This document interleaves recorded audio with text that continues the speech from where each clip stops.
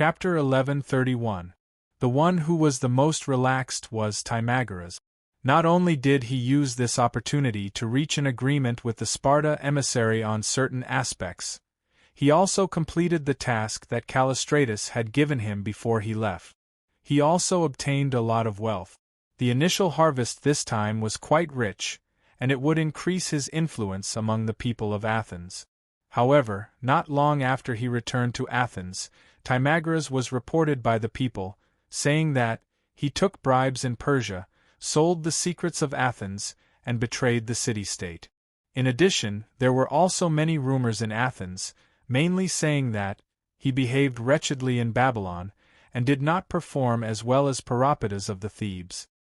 He was despised by the people of Persia, and he was a disgrace to the people of Athens. It did not take long for the government of Athens to put Timagoras on trial. Although he tried his best to defend himself and hired a good lawyer, the majority of the citizens on the jury still found him guilty. In the end, he was sentenced to death. After Liticles returned to Sparta, the tough demands made by the people of Persia also caused a great stir in Sparta. Agesilaus, who had always paid more attention to Dionia, strongly objected. He reminded loudly, after Dionia defeated Carthage, their national power became stronger, and they have become a great threat to us, Sparta. Fortunately, there is the existence of the friendly agreement, and this kingdom has always kept its promises. So even though we have done some bad things to them during the period of the agreement, they have always maintained a state of peace with Sparta. Now we want to take the initiative to cancel the agreement, giving them an excuse. Once Dionia intervenes in this war, it will inevitably bring disaster to the Sparta army that is fighting against the Thebes. Another king of Sparta, Cleombrotus, stood up and firmly supported meeting the demands of the people of Persia. His reasons were equally good. This war has lasted until now, and it is difficult for us, Sparta, to continue. If we break off relations with Dionia, we will not get the support of Persia. If the king of Persia really turns to support our enemy, the Thebes, as he said, then Sparta will face a great danger of being defeated. If we cancel the friendly agreement with Dionia, we will get the full support of Persia. Then, we will be like the Corinth War. Not only will we end this war quickly, but we will also become the hegemon of Greece again. At that time, even if Dionia declares war on us, we can gather the forces of the whole of Greece to fight against them. Moreover, judging from the fact that Persia is so eager to threaten us to cut off relations with Dionia, the king of Persia is hostile to Dionia. He will definitely support us in the war against Dionia. We can take advantage of this favorable situation to defeat the people of Dionia and get rid of this hidden danger that has been worrying us for a long time. It is said that Dionia sent 100,000 troops in the war with Carthage. Peloponnesus and Dionia are separated by the narrow Adriatic Sea. Once the friendly agreement is terminated, and Dionia really declares war on us, Sparta, these 100,000 troops are likely to land in Peloponnesus. How should we deal with it then? Teacher Agesai asked with a serious expression. Cleombrotus had long lost the fear and naivety he had when he was pushed to the throne in a hurry. He calmly replied, "Don't forget, Dionysius also led 100,000 troops to attack the people of Carthage in western Sicily.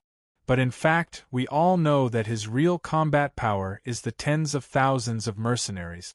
Do you dare to say that the 100,000 troops of Dionia are all elites? I don't think so.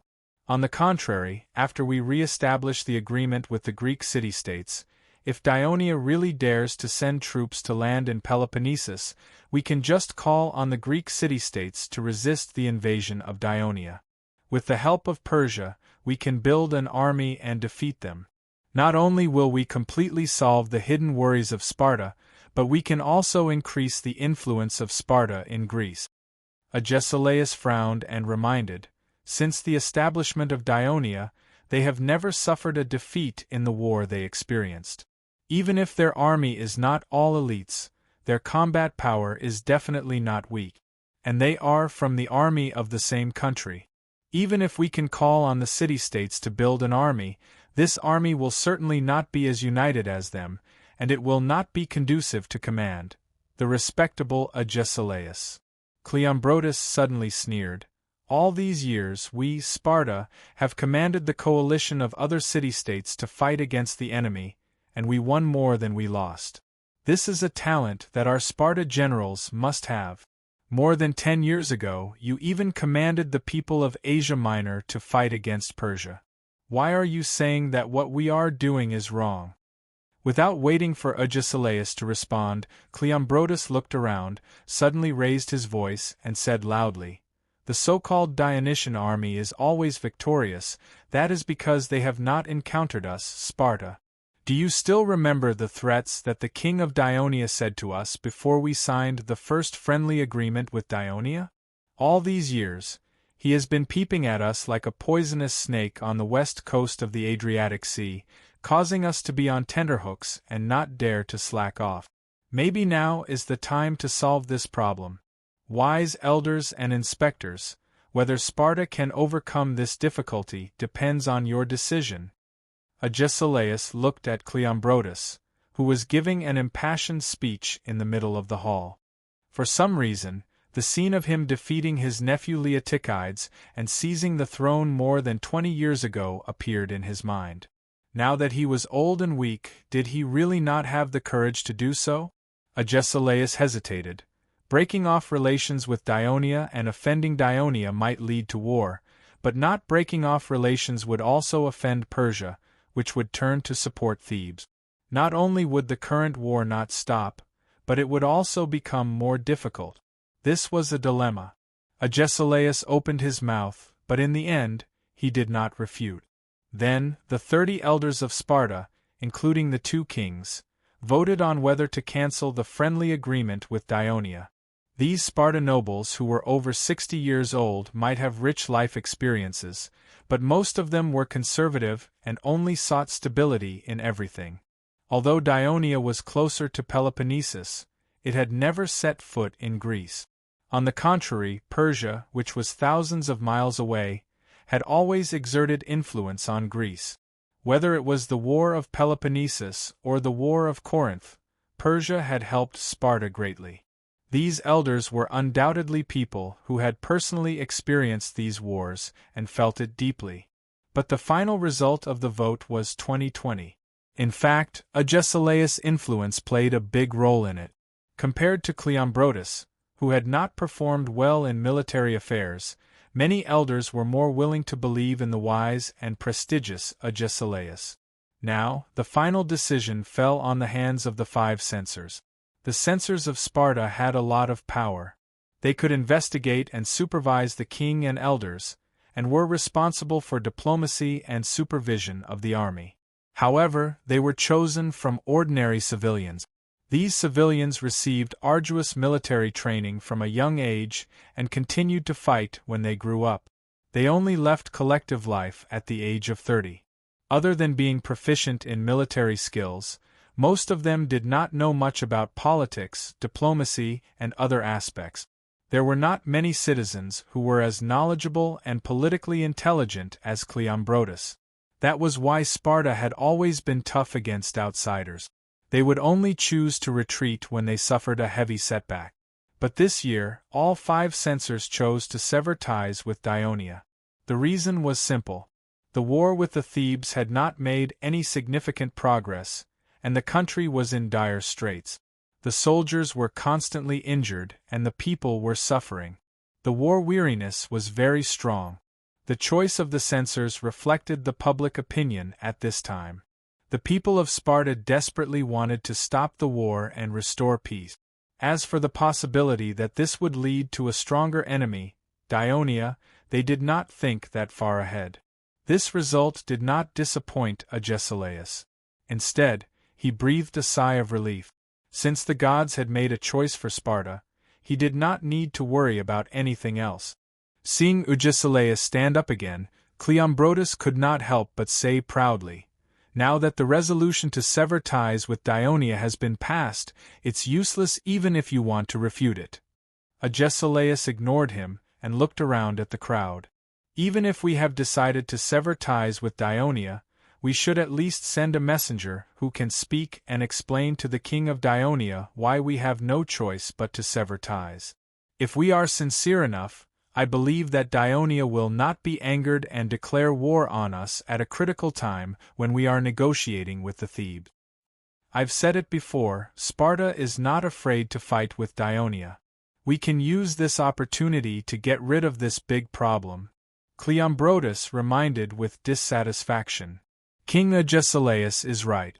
If we can reach a peace treaty with the Thebes and Athens, and we can temporarily avoid a war with Dionia, that would be the best. Not only did most of the elders agree with this, even the inspectors did not have any objections.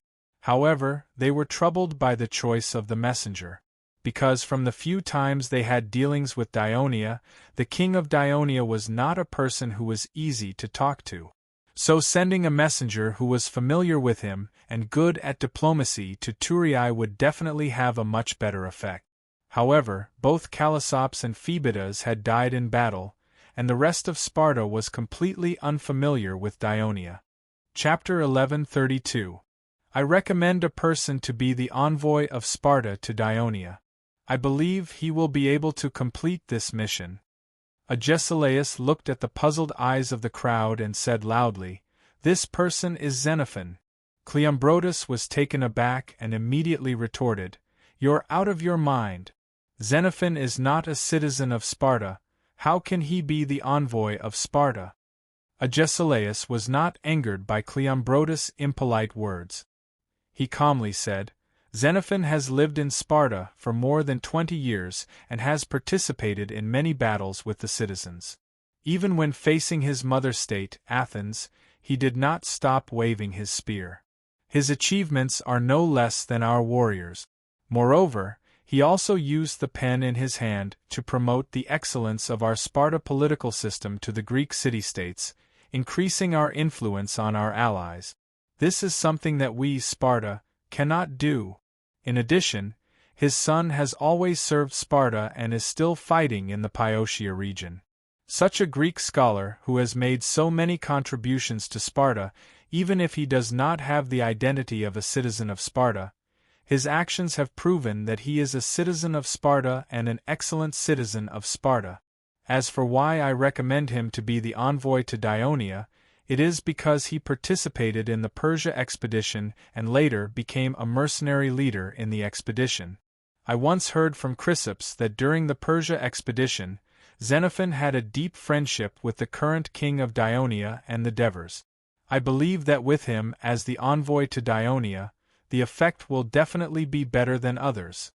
Despite Agesilaus' full recommendation and Xenophon's good reputation in Sparta, the conservative Sparta elders and censors still had a heated debate about this.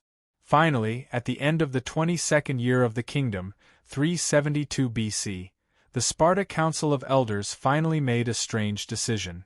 They appointed a Sparta general as the envoy and Xenophon as the deputy envoy to Dionia, but all the negotiations with Dionia would be handled by Xenophon. This was Xenophon's first trip to the western Mediterranean Sea. The moment he stepped onto the passenger ship, he could not help but feel emotional. In the past few decades, it was not that he had never thought of visiting Dionia.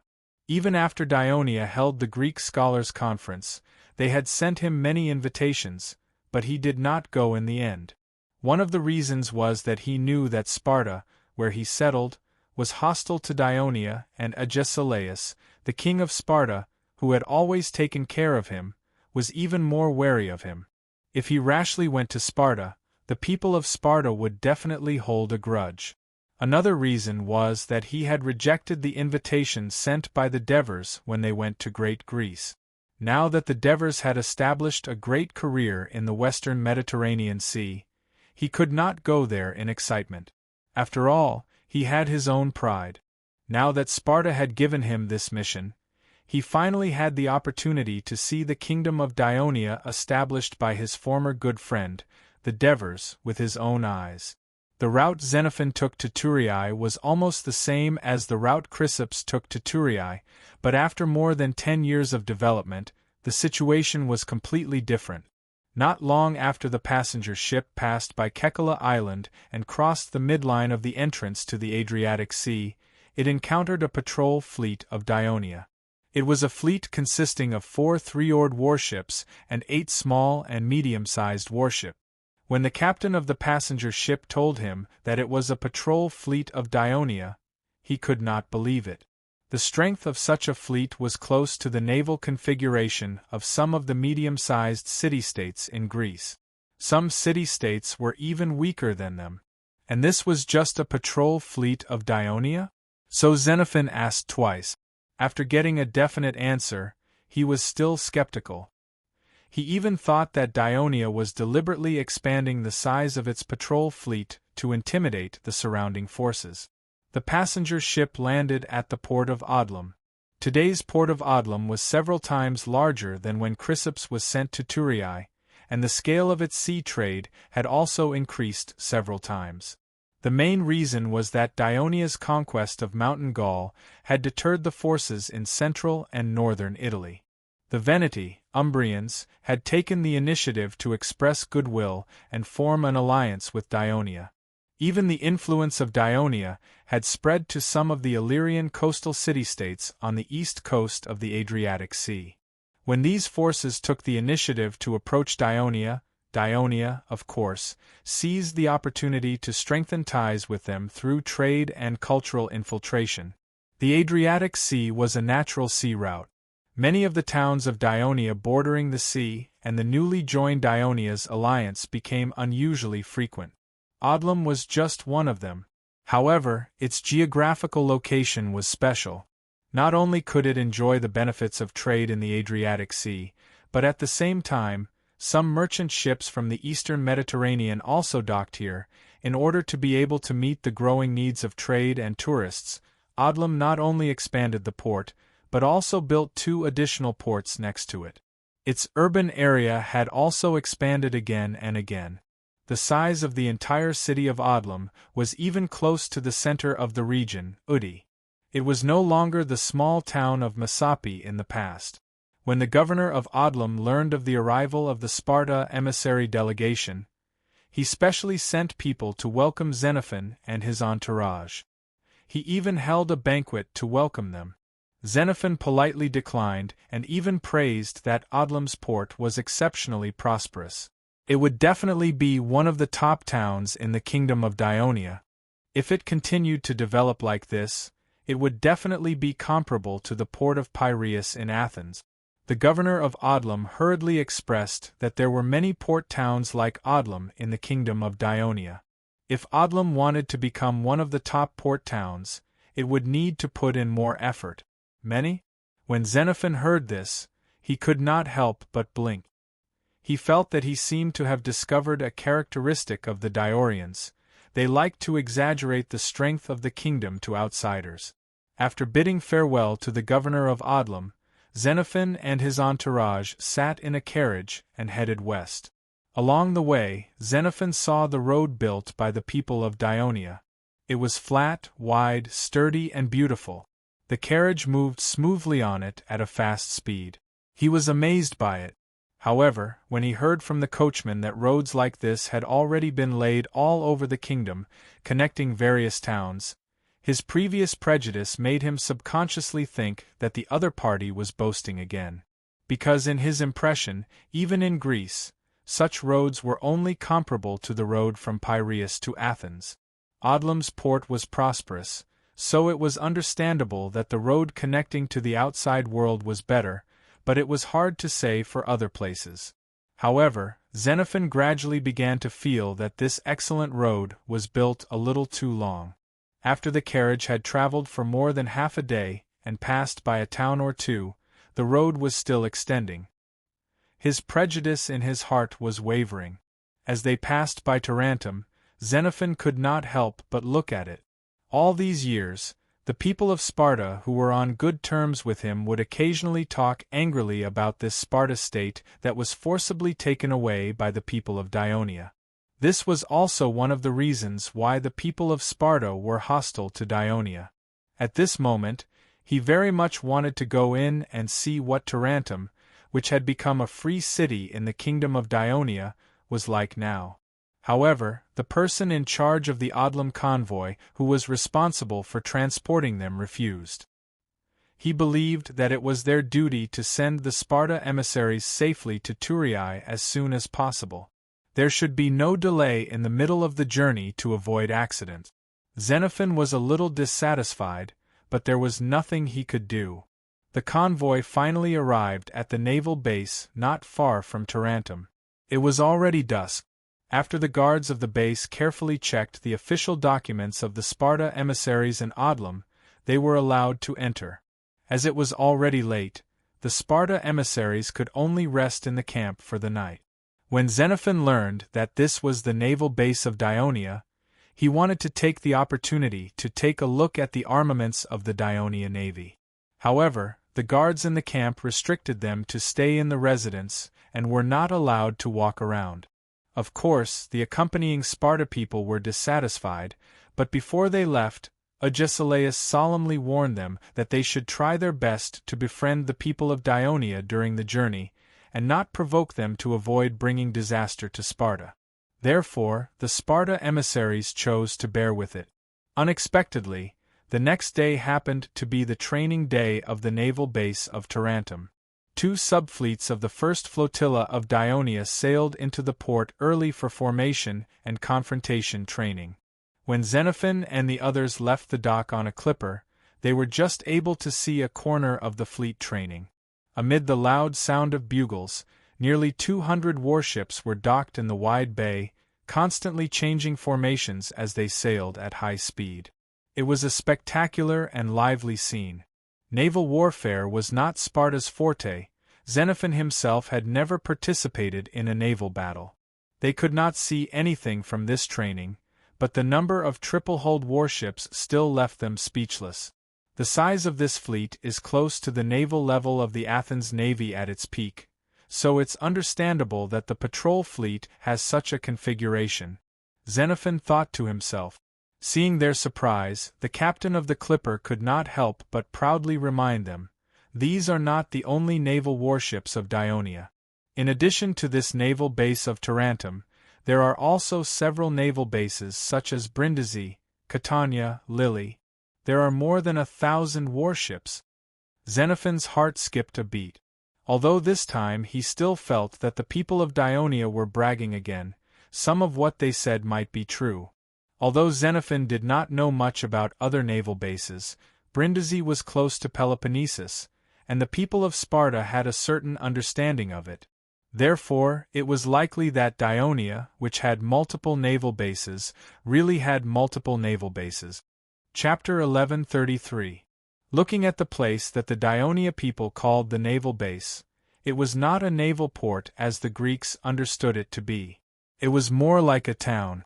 But according to the captain of the clipper, the people living in the base were all the sailors and their families of the Dionia navy. Xenophon could not help but recall some of the information he had learned about the war in the western Mediterranean. In the few naval battles between Dionia and Carthage, both sides sent out about 400 to 500 warships. He had thought that it was an exaggeration, but now it seemed that it might be true. At this time, Xenophon had realized that he had been making a mistake since yesterday. He looked at Dionia with the eyes that he was used to looking at the Greek city-states, and naturally felt that everything was wrong. But in fact, Dionia was not an ordinary city-state. It was a kingdom, a country similar to Persia. Although Xenophon had adjusted his mentality, he continued to be shocked by the following journey. The ship left the port of Tarentum and sailed into the Gulf of Thurii, named by the Dionia people. But in Xenophon's eyes, it was not a gulf but a sea. It was just that this sea was surrounded by Dionia on 3 sides, and became a convenient route for the coastal towns to trade with each other. So the Sparta emissaries saw an endless stream of ships shuttling to and fro around the passenger ship, as though they were in a prosperous port. But in fact, they were on the vast sea, just that the Dionia people had completely turned this sea into their inland sea. When the passenger ship arrived at the mouth of the Krati River, they were even more surprised by the prosperity and bustle of the port. They were awed by the huge size and large population of Turii.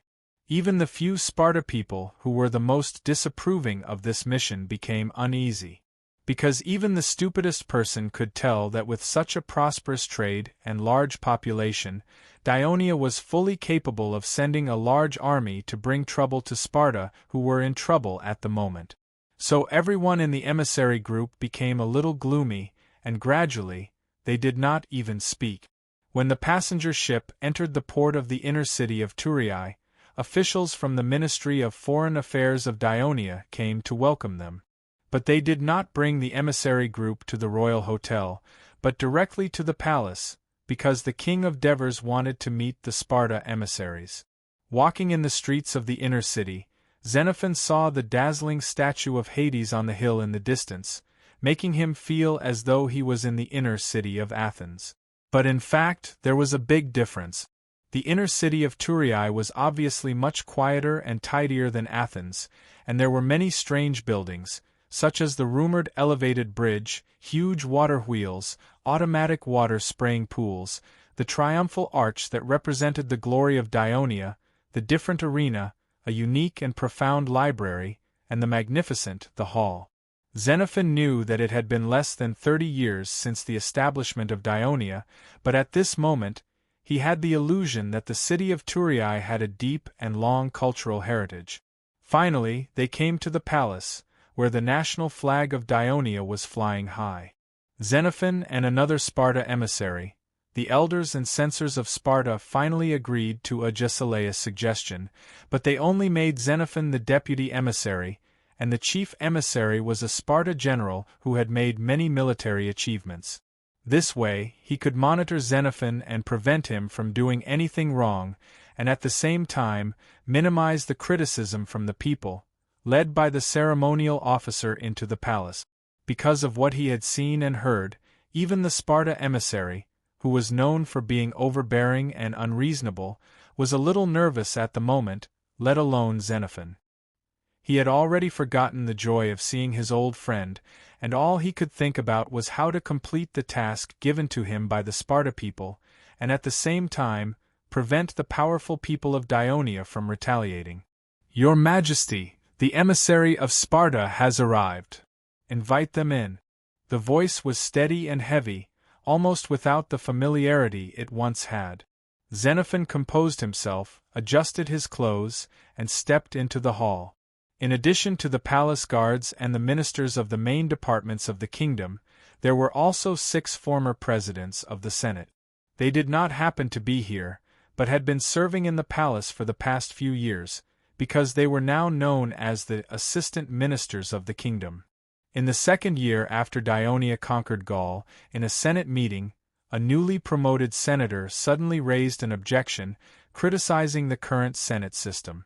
The presidents presided over the Senate meetings, and at the same time, participated in the kingdom's administrative affairs, which allowed them to obtain more important information in advance, and use their power to better help those close to them, which was unfair to the other senators. His words immediately caused a huge uproar in the Senate.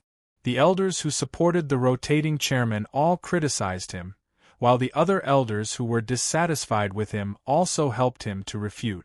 They even cited many elders who had won the election with the rotating chairman's help in the past few years. The two sides quarreled fiercely over this matter, which did not subside for several days, and even seemed to expand. In the end, the king of Devers forcefully intervened, and order was restored in the Senate, but because of this, a new reform was carried out in the Senate. The rotating presidents of the Senate would be held by the senators in turn, and there would no longer be a fixed number of people.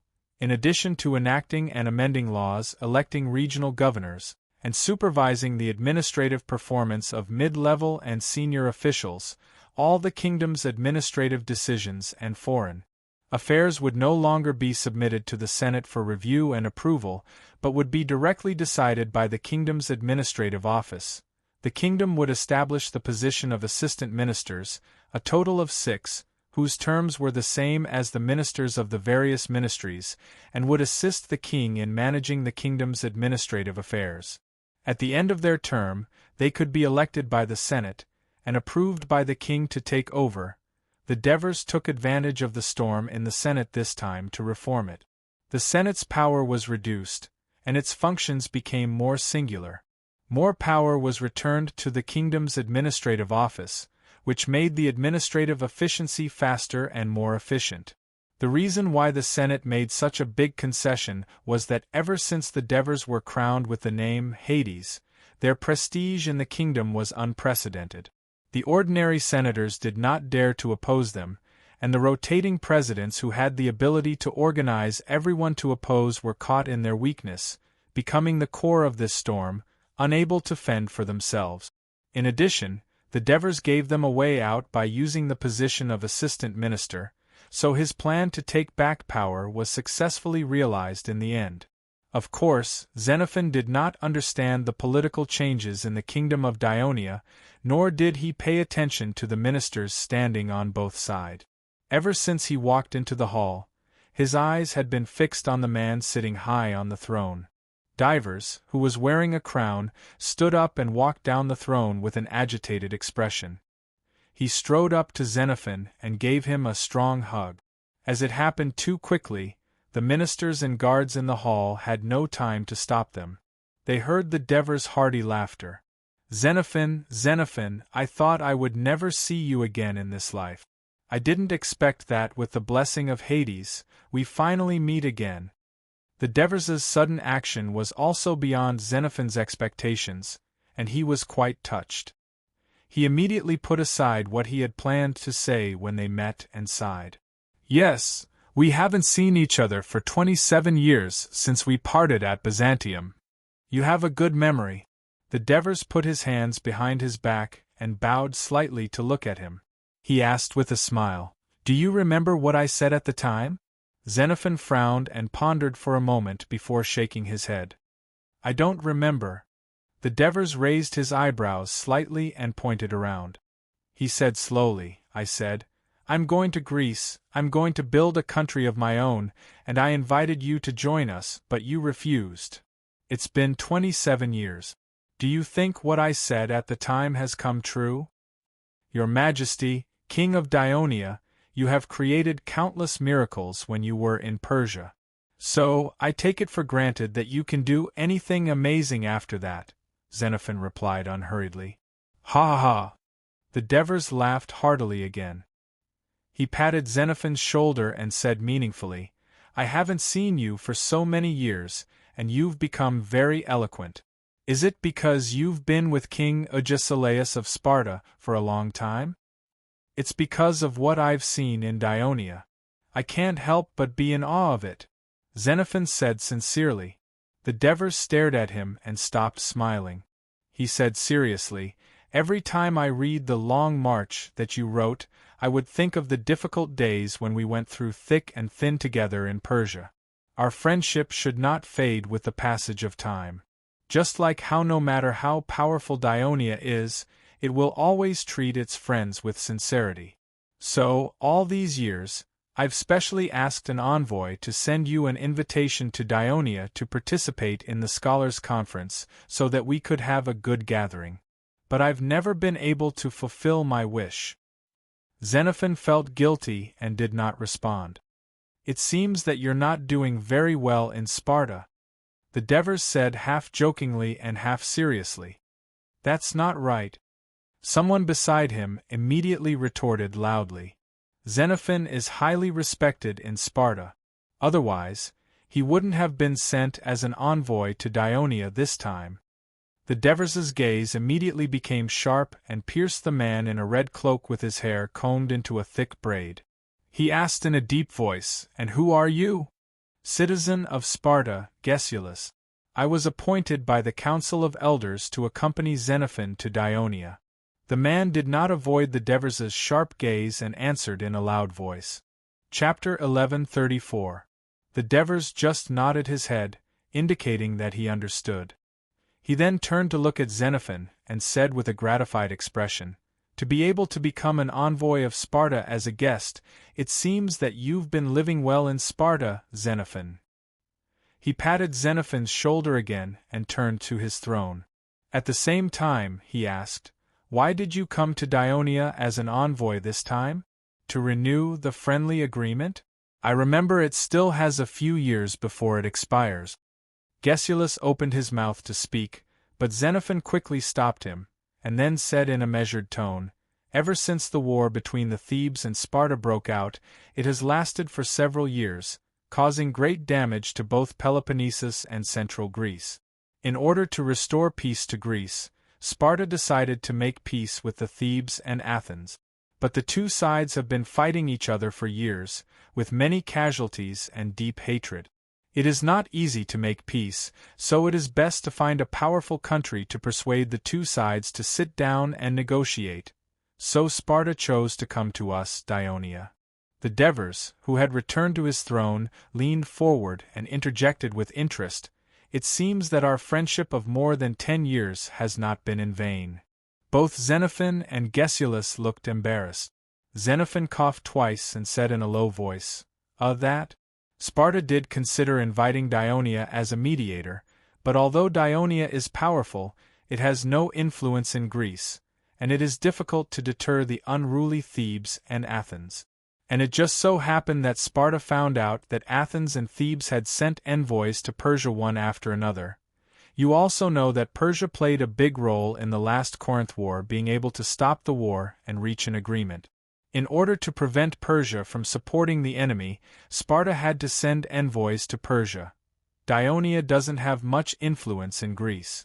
Isn't it because we strictly abide by the agreement with Sparta?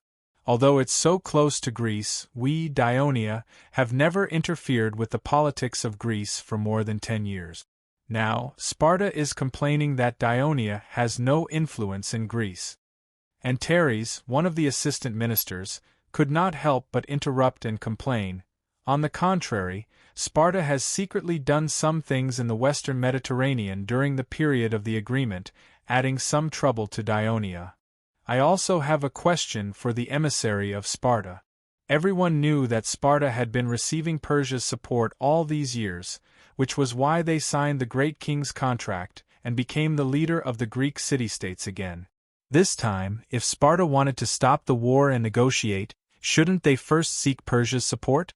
Why did they let the emissaries of Athens and Thebes beat them to it? Because they had to consider Dionia first.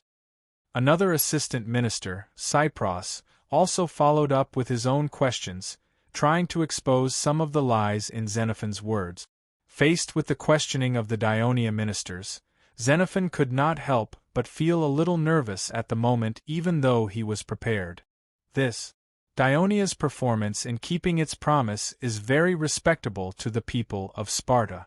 And because you've defeated Carthage, you've become stronger and you're very close to Peloponnesus, so Sparta did first think of asking for help from Dionia, but the reality is, alright, there's no need to explain.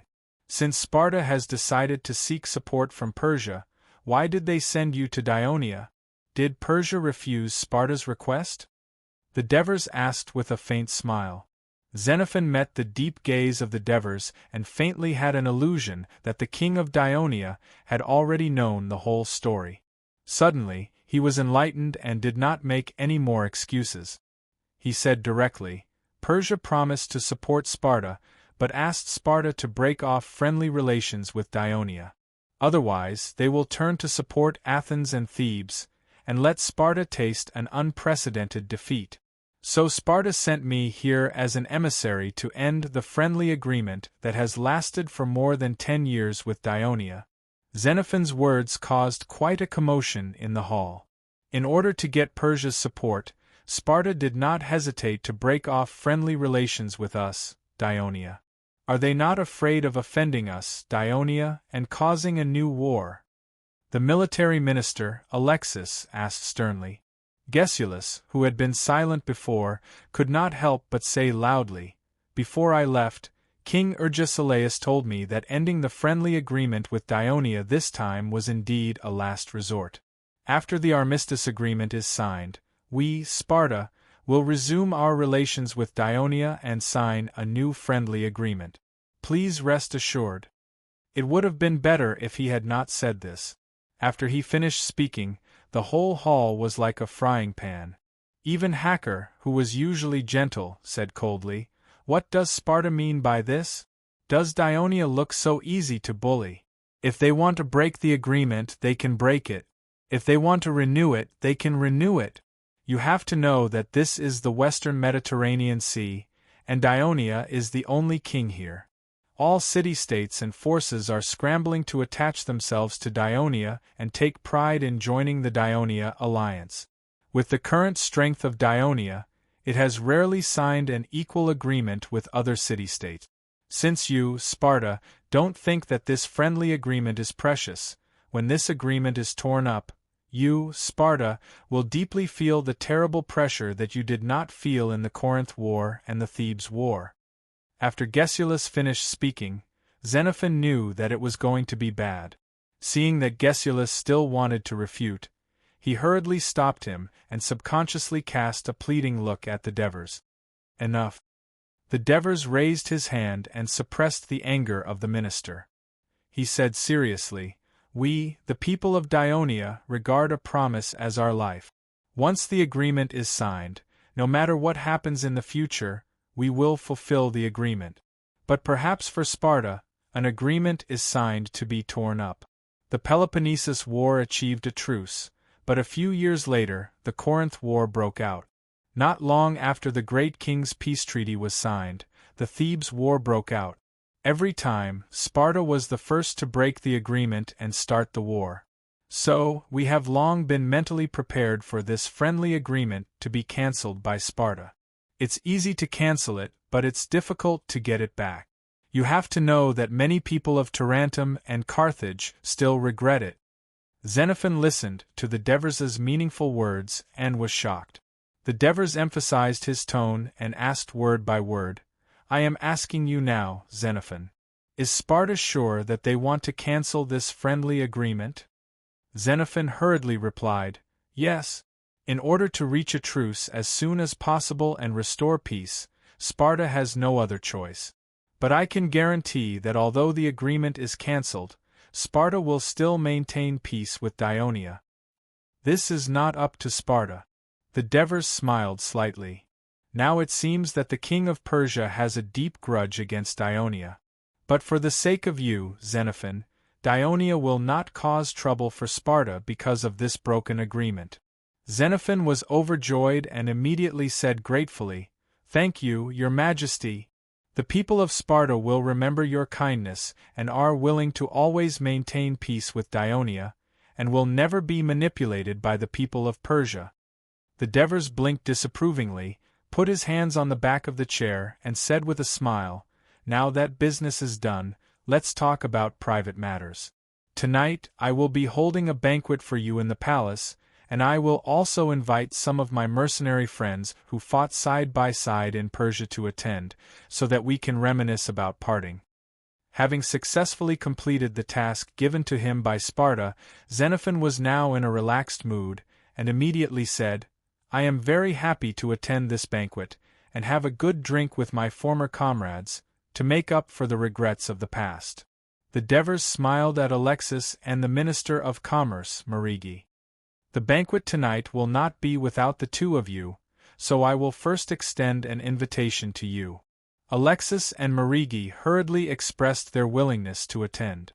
After Xenophon and Gesulus left the palace, Antares, who had long been impatient, immediately asked, "Your Majesty, are we just going to let the matter of Sparta's wanton violation of the agreement go away? Then what else do you want?" The Devers looked at him and asked calmly, "Declare war on Sparta? We should at least think of a way to punish their rude behavior, or else the other city-states will think that we, Dionia, are weak and easily bullied." Antares' tone was still unyielding. The Devers looked at him, and then at the other ministers with different expressions, and said in a low voice, "Just a punishment will not cause much damage to Sparta, but will instead raise their vigilance. The Persia wants to be a mediator, to reunite the war-torn Greek city-states. I am afraid that they want to create trouble for us, Dionia. The Sparta wants to become the leader of the Greek city-states with the support of Persia.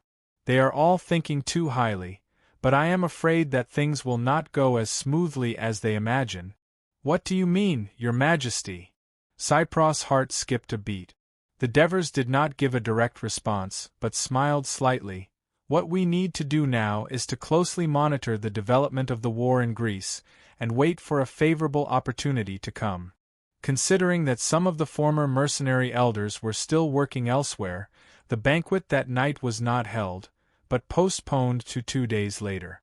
In these 2 days, the Devers specially sent someone to accompany Xenophon to tour most of the places in the Thurii region, so that he had a deeper understanding of the situation in the kingdom of Dionia.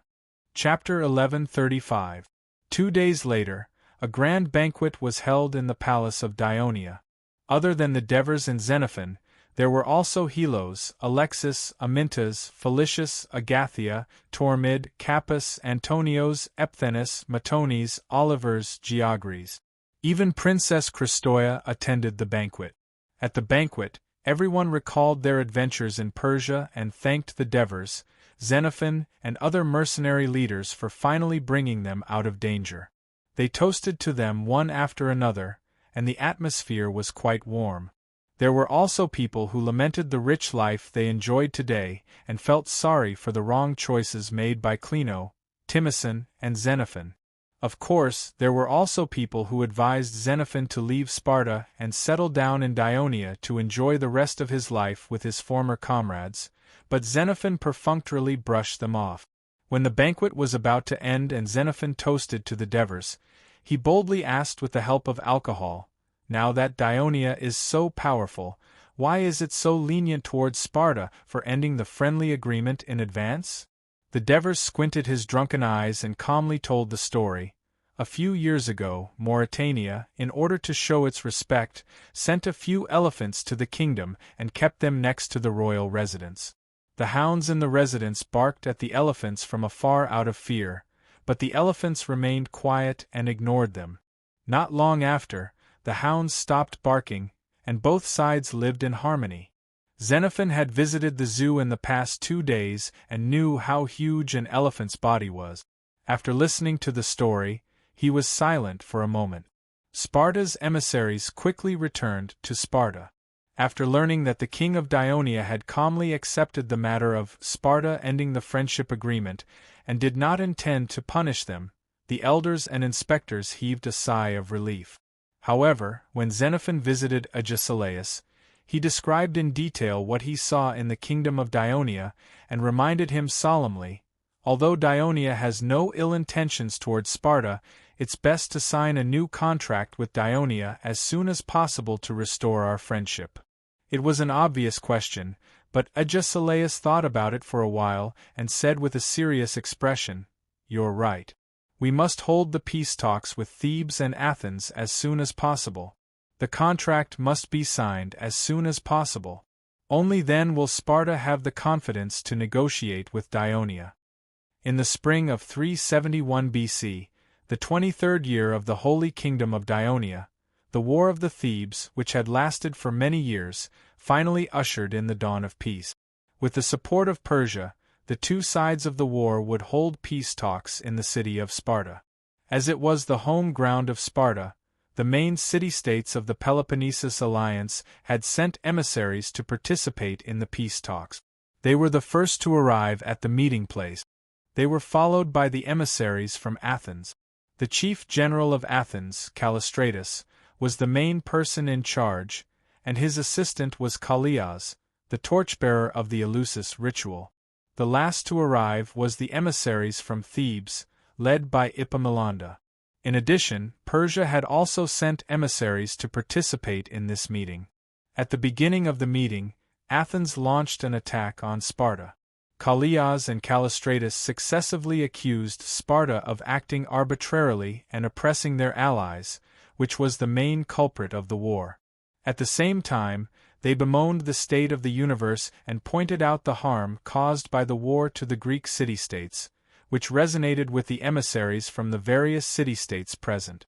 Agesilaus and Archidamus, who attended the meeting in Sparta, seemed to feel that they were in the wrong and did not immediately refute. Therefore, all the emissaries present quickly reached a consensus: stop the war. It seemed that the people of Athens were still on the side of the Thebes against the people of Sparta, but in fact, through the contact between Timagoras and Eutychus in Persia, the two sides had secretly reached a certain tacit understanding. Therefore, in the following discussion of the signing of the contract, this tacit understanding was revealed. Both Athens and Sparta declared that according to the proposal of Persia, the basis of the peace was still based on the principles set out in the Great Contract, which was that all city-states must withdraw their troops, whether it was land or navy, stationed in other states, and any alliances must be dissolved, allowing all Greek city-states to maintain their independence. In this way there was a big problem. This was also a problem that could not be solved after the end of the Corinth War and the signing of the Great Contract.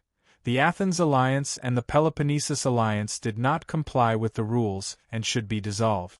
For this reason, Epaminondas, who had been quietly watching the performance of the people of Athens, immediately pointed out this problem loudly. Who knew that the people of Athens and Sparta were already prepared. Callistratus immediately admitted that the original Great Contract was indeed inappropriate. He thought that it should be amended to change the provisions to: no city-state could be forced to become a member of the alliance, but different city-states could cooperate with each other according to their will, but there was no need to sign a treaty to make it mandatory. Agesilaus immediately agreed to this. He thought that such a change was more reasonable and more acceptable to the city-states. The envoys of the other cities of Peloponnesus also expressed their agreement one after another. Together with the support of the envoys of Persia, the terms of the contract were confirmed, and all that was left was to sign the oath. One by one, the envoys of the cities of Peloponnesus rushed to sign the name of the city, followed by the envoys of Athens and Sparta. Finally, it was the turn of the envoys of Thebes. Everyone's eyes were focused on them. Epaminondas stood up with a solemn expression and solemnly swore in the name of Zeus. He then picked up a pen and wrote his name on the oath. Most of the people in the hall breathed a sigh of relief, but they heard Agesilaus say in a deep voice, "People of Thebes, you've signed the wrong name." Epaminondas said very confidently, "I've confirmed it, there's no mistake." At this time, the other people in the hall felt that something was wrong. They rushed to pick up the oath and saw that it was clearly written, Piotia, Epaminondas. Agesilaus said angrily, "Epaminondas, are you fooling us? Everyone knows that Piotia is a region, and the Thebes are just a city-state in this region. What right do they have to sign on behalf of all the city-states in the Piotia region?" Epaminondas was not afraid at all. He looked at Agesilaus and said calmly, "What's so strange about this? You can think of Piotia as Laconia. Laconia is the region where the people of Sparta live, or..." Epaminondas turned his head to look at Callistratus and said very firmly, "Attica, not the Peloponnesus alliance or the Athens Sea alliance." As soon as this was said, the emissaries of the other city-states in the hall were shocked. The ambition of the Thebes was obvious. They wanted to unify Piotia. Callistratus immediately retorted, "When the Greeks talk about Athens, they don't just mean Athens, but the entire Attica region. When the Greeks talk about Sparta, they are also referring to the entire Laconia region. But when people talk about Thebes, are they referring to the entire Piotia region? Obviously, they are only referring to the city-state of Thebes. Why is this so? That's because Athens and Sparta have integrated a region a long time ago, and after a long time, the other Greeks have recognized this. Unfortunately, they can't recognize that the Thebes represent Piotia, because until now, many city-states in the Piotia region are still independent." Agesilaus then said sternly, "According to this oath, the Thebes must disband your newly established Piotia alliance and let every city-state in Piotia under your control gain independence and freedom." Epaminondas did not show any weakness and rebutted Agesilaus. If you Sparta let every city in Laconia gain independence, then the Piotia alliance will be disbanded. Then, he looked at Agesilaus and Callistratus with a firm expression and argued, You Sparta have no right to interfere with the internal affairs of Piotia, just like we Thebes have no right to interfere with the internal management of Laconia. Laconia, Piotia, and Attica represent different political systems, and under the witness of Zeus, each political system is legitimate. The alliance of Piotia and the development of Attica into a city are natural things. This process is as legitimate as the development of Laconia into an oligarchy under Sparta. Agesilaus' son, Archidamus, interrupted him loudly, You are talking nonsense. You Thebes just want to continue waging war and attack other city-states in Piotia to deprive them of their independence and freedom. This is absolutely not allowed. Epaminondas sneered, Didn't you Sparta people do this before? You shamelessly attacked our city and stationed troops and officers in other Piotia city-states to deprive them of their independence and freedom. It is because of your invasion that we, the Piotia, realized that we must unite to ensure the freedom of the Piotia people. Archidamus was speechless. Epaminondas then said to Agesilaus sternly, For the sake of this Piotia alliance, we Thebes have indeed used some forceful measures, but you Sparta people have no right to interfere.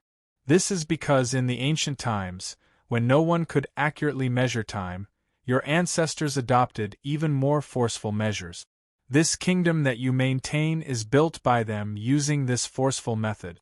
Now, the friendly alliance of Thebes and Piotia has decided to adopt the same method as Sparta, to establish a united and unified Piotia alliance that includes all the city-states in Piotia. In order to achieve this great goal, our citizens will not fear death. Chapter 1136. Agesilaus was taken aback by Epaminondas' forceful words and fearless expression. Seeing that the situation was not good, Callistratus was about to speak to resolve it. However, he heard the Persia envoy Datis say sternly, Since you have signed the contract, you must act according to the contract. Stop all wars and restore peace to Greece. This is the desire of the Greek city-states and the urgent request of the great Persia king. From now on, if any city-state dares to start a war or invade another city-state, Persia will strongly support the other city-states that have signed the contract to form an alliance and severely punish them. Thebes, I advise you to obediently fulfill the contract. Epaminondas sneered a few times and looked straight at the Persia envoy. His eyes were cold and threatening. Previously, because we believed Persia's words, we signed the great contract and disbanded the Piotia alliance. In the end, Sparta violated the contract and ambushed Thebes, captured our citadel, and enslaved our people. What did Persia do about this shameless violation of the contract? Nothing at all. So, what peace? What independence? Let them all go to hell. We Thebes only believe in ourselves now. As Epaminondas spoke, he even clenched his fist, causing the Persia envoy to subconsciously take a few steps back. However, Epaminondas did not punch the Persia envoy in the face. Instead, he resolutely turned around and walked out of the venue. The other Thebes also followed him out of the venue. The Thebes envoy group left, and no one stopped them. For a moment, the venue was silent. Does this signature of the Thebes still count? Callistratus' voice broke the silence. Of course not. Agesilaus said angrily with a sullen face. Since the Thebes have no intention of signing the contract, there is no need for us to drag them in. I suggest that this signature be deleted. The envoys from the various cities expressed their approval one after another, and so did the envoy from Athens. The Thebes are rude and unreasonable. I'm afraid they will continue to wage war when they return. The king of Persia will never allow such a thing to happen. At this time, the Persia emissary, Datis, roared angrily, We of Persia will strongly support you in building an army to punish the Thebes and uphold the sanctity of the peace treaty. Datis is right. We should do this. Agesilaus immediately looked at Callistratus. "What do you people from Athens think?" Callistratus said without hesitation, "We of Athens also support this decision. If Sparta wants to punish the Thebes, we will provide naval support, just like how we helped the Thebes in the past. The Thebes do not have a navy at all. The navy provided by Athens is completely useless." Agesilaus knew this, but he did not object because he felt that regardless of whether the navy provided by Athens was of practical help to Sparta or not, this action by Athens itself was of great significance. It allowed the other cities in Greece to see that Athens was on the side of Sparta. And with this first support there would be a second, a third. There was still a long way to go. Therefore, Agesilaus immediately expressed his gratitude to the Athens envoy group. While the envoys of the various cities continued to discuss the contract, the Thebes envoy group had already ridden out of the city of Sparta and went straight to the port by the sea. At this time, a Thebes emissary finally had time to complain. "Epaminondas, although your speech at the meeting just now was exciting, it will inevitably anger Sparta and strengthen their attack on us Thebes." Epaminondas looked back at them and said in a deep voice, "Before this, some of us still had some illusions about this peace treaty. I believe that now they will completely give up. Our ally Athens has betrayed us. Like Sparta, they do not want us Thebes to unify the entire Boeotia region." "You are right, Epaminondas," another Thebes emissary said angrily. "Although it is stated in the contract that, to ensure the independence and freedom of each city-state, to dissolve the established alliances or alliances, it also said that each city-state can help each other voluntarily. Even if Athens and Sparta disband their alliances, with the influence and strength of their city-state, the original alliances will still voluntarily rely on them and be ordered around by them. Once we disband the Boeotia alliance, we will soon become a pile of loose sand. Athens and Thebes are worried that after we unify the Boeotia region, we will have the ability to fight against them. That is why they are trying their best to stop us. We must not give in." Epaminondas' tone was firm. "But this time, Sparta has the support of Athens and Persia. They will attack us even more fiercely." The Thebes emissary said worriedly, "We are not fighting alone. Thessaly will fully support us, and we can also seek help from the kingdom of Dionia." Epaminondas comforted them. "Dionia and Sparta have been friendly for more than 10 years. Will they choose to help us? I have discussed this issue with Peropidas, and we agreed that Persia and Dionia must have a grudge against each other. Since Sparta broke the friendly agreement with Dionia and chose Persia, it is very likely that Dionia will accept our proposal and form an alliance with Thebes." Epaminondas' words made the other Thebes emissaries fall into deep thought. "But no matter who we form an alliance with, we, Thebes, must rely on our own strength to become stronger." Epaminondas looked forward with determination. 2 days later, the Athens emissary delegation also left Sparta and returned to their motherland. On the way, Callistratus was very satisfied and said to Callistratus, "In this peace negotiation, we, Athens, have gained the most benefits and the greatest harvest." Callistratus was a little puzzled. Under the partiality of the Persia emissary, we have to help Sparta attack the Thebes. This is actually a re-recognition of Sparta's position as the leader of the alliance.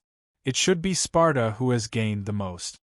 Although Callistratus somewhat despised this mediocre emissary from Athens, as the torchbearer of the Eleusis ritual, Callistratus not only had a lot of influence in Athens, but also in Peloponnesus. Otherwise, the contract would not have been named after him, the Callistratus contract. Since Callistratus agreed to help Sparta attack the Thebes, when he returned to Athens, he would definitely be criticized by some political enemies. He needed Callistratus' full support, so he patiently explained to him, "Ever since the War of Peloponnesus, the strength of our Athens has been completely weakened. Not only have we been under the control of Sparta, but we have also been forced to disband all of our alliances. For Athens, which relies on the prosperity of sea trade, This is undoubtedly an extremely heavy blow. When the War of Corinth broke out, the national strength of Athens was restored, but the signing of the Great Contract forced us to disband the alliances that relied on us again, until the signing of the contract this time. Callistratus said in a serious tone, Sparta has recognized the existence of the Athens Maritime Alliance, in fact, has placed Athens on the same level as Sparta. As for the fact that we agreed to help Sparta in the war, it is just to give Sparta a false reputation. In fact, the war against the Thebes does not require the use of the navy. Even if Sparta wants us to send the army in the future, we can find a way to do it perfunctorily. Sparta is now our ally, but in the future, there will be a conflict of interest with Athens. The Thebes have become our ally because of Sparta, but don't forget the reason why they were the enemy of Athens for a long time. This time, the Thebes did not sign the contract, which will inevitably lead to the continuation of the war between them and Sparta. This is a good thing for us. The national strength of the Thebes has now greatly increased, and Sparta will not be able to defeat them easily. The continuation of the war will consume the strength of both sides. When the time is right, we, Athens, will intervene and decide the final outcome, so that we can reap the greatest benefits. Callistratus was convinced by him. When the emissary group returned to Athens, Callistratus received an urgent notice from the council. There was a secret message from the city of Thebes, and they had sent Peropidas as an emissary to Dionia in an attempt to form an alliance with them. Callistratus was shocked. Although they had been kings for many years, experienced many things, and met many famous people, the Devers could not suppress their curiosity. They looked at the emissary of Thebes standing in the middle of the palace hall, because this person was too legendary. When Sparta conquered central and northern Greece, and almost all the Greek city-states succumbed to Sparta's force, this young man, who was not famous at that time, bravely sneaked back to the Thebes with a few like-minded friends, assassinated the puppet that the Sparta supported, and called on the people to drive away the Sparta army in Thebes. When many Greeks thought that the resistance of the Thebes was just a flash in the pan, the Thebes government, led by him, was not destroyed by the continuous attacks of the Sparta army. On the contrary, the Thebes gradually grew stronger during the war, and in the end, they were even able to stand up to the Sparta. Peropidas. The Devers repeated this name in his heart. In his previous life, he did not know much about the history of ancient Greece. He only remembered one of the Thebes, Epaminonda. Now, he thought that this person in front of him was also a great person. Peropidas was also curiously looking at the king of Dionia. He thought that he had done something great so far, but compared to this person in front of him, it was nothing. When he had just become an adult and was still keen on attending banquets, competitions, and plays, this person had already led the mercenary army through many dangers and returned from the hinterland of Persia, winning a great reputation.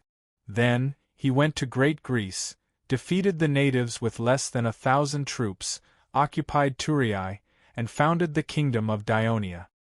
He defeated Crotone, Syracuse, and Carthage. In just over 20 years, this kingdom became the real overlord of the western Mediterranean Sea. He had been to Persia and seen the prosperity of Babylon. When he set foot on the land of Dionia, he carefully observed along the way, especially the magnificent size of the city of Thurii and the prosperity of the port, which made him feel that it was not much worse than Persia. Therefore, he was surprised and excited, thinking that he had come to the right place. Chapter 11:37. Devers coughed softly and said in a serious tone, Peropidas, someone told me that you played an important role in the Thebes regaining their independence and being able to fight against the Sparta for many years. They even had a slight advantage over us. Peropidas' spirit was lifted. He could feel a trace of kindness from Devers' words. He immediately replied humbly, The Thebes are what they are today because of the joint efforts of all the citizens who love the Thebes. I'm just like them, I'm just doing my best. What I've done is nothing compared to the powerful kingdom you've built. You're too modest. Devers smiled. Other than Plato, this was the first time he had heard such a high evaluation from a powerful figure in Greece. He felt slightly proud of himself. He patted the armrest and asked, "What's the purpose of your visit to Thurii this time?" "Your Majesty," Peropidas said solemnly. 10 days ago, Thebes was invited to Sparta to negotiate a truce, Pelopidas said solemnly. The war has been going on for so many years. The land of the Thebes has been destroyed by the Sparta. The lives of the people are very difficult. We were very willing to stop the war and restore peace. However, during the negotiation, Athens betrayed us. They joined forces with the Sparta. With the strong support of the Persia, they jointly pressured us to disband the Piotia alliance. However, their own alliance was preserved through such a contract. Peropidas summarized the general content of the contract, and then said with grief and indignation, "Our emissary resisted the pressure and did not sign the contract. Once we agreed to their request and disbanded the Piotia alliance, if Sparta violated the contract again and launched an attack on the Thebes, we would not be able to fight against them.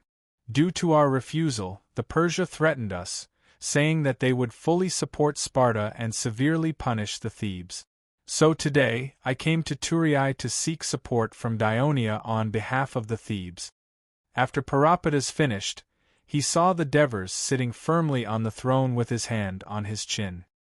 He continued, "Before this peace negotiation, I heard that Sparta and Athens had sent emissaries to Persia to seek support. I was also sent to Babylon as the emissary of the Thebes, and was summoned by the king of Persia. In front of the 3 emissaries, the king of Persia clearly asked us to stop the war and said, 'Dionia has ambitions for Greece. Only when the Greek city-states unite can we resist the invasion of the Dionysian army.'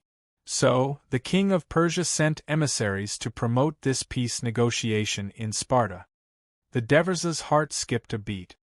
He did not think that Peropidas lied to seek support from Dionia, because what he said also confirmed why Persia had previously forced Sparta to end the peace agreement with Dionia in advance.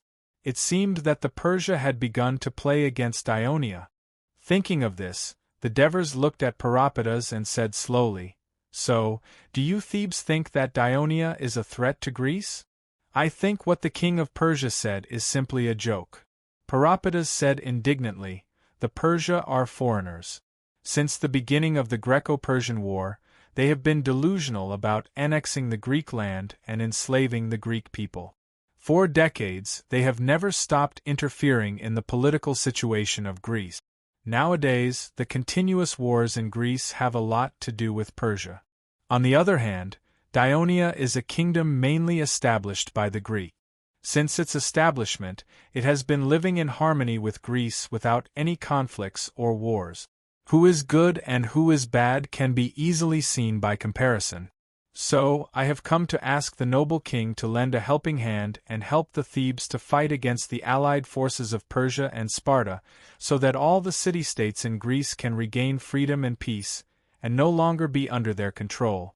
If Dionia does this, not only will it destroy the series of conspiracies of Persia against Dionia in advance, but it will also allow Dionia to win prestige in Greece and the support of most of the city-states." The Devers nodded and showed a troubled expression.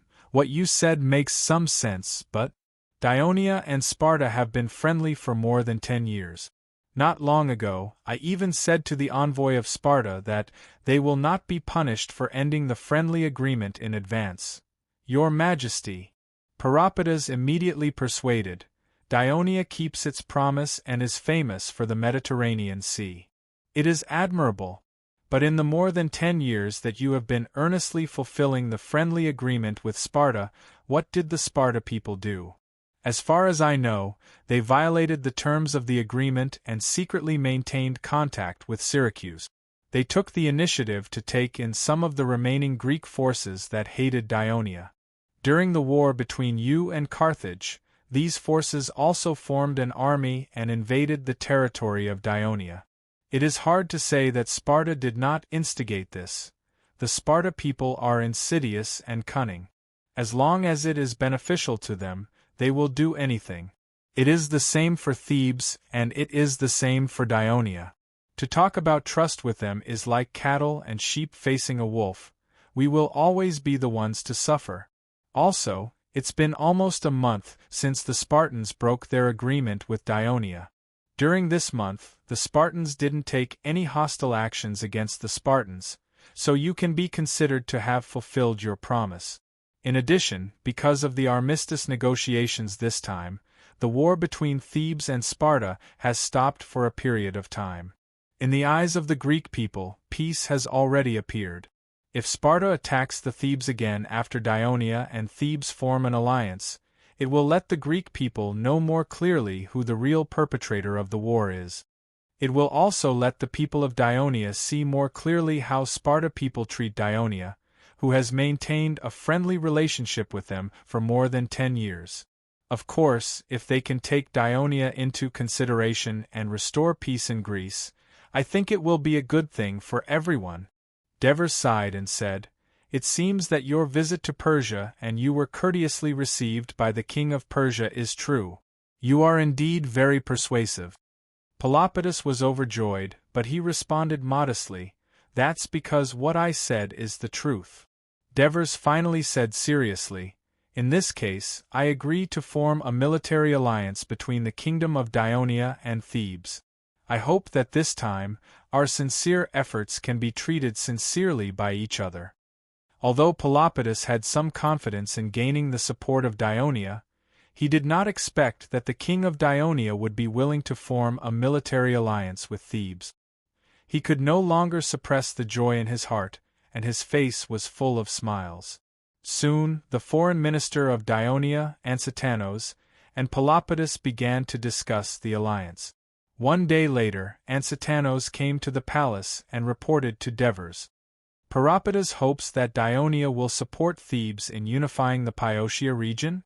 Devers frowned. "Yes, your majesty. It seems that the Thebes have a strong obsession with this. I heard that when they were negotiating the contract with Sparta, it was because Sparta forced them to disband the Thebes alliance that the negotiations broke down," Ansitanos reminded tactfully. Devers tapped his hand on the wooden table and pondered for a while before saying, "Agree to it." Before Ansitanos could respond, Henoboris, who was at the side, asked doubtfully, "Your Majesty, judging from the current situation, Sparta will definitely launch another attack on the Thebes. We have already given the Thebes great support by forming an alliance with the Thebes at this time. Now we have to help them unify the Pyotia region. Isn't this a little overestimating the Thebes?" Devers took over his words and said in a serious tone, "Henny, you should take a longer view. Don't just focus on the small benefits in front of you. Even if the Thebes really unify the Pyotia region, the land area is only comparable to Masapi, Pucheti, and other regions. It won't pose any threat to us. However, in order to achieve this goal, the Thebes dared to go against Sparta, Athens, and Persia. This shows how important it is to the Thebes. If we can help them, they will naturally be more grateful. This will be of great help to us in establishing a foothold in Greece in the future.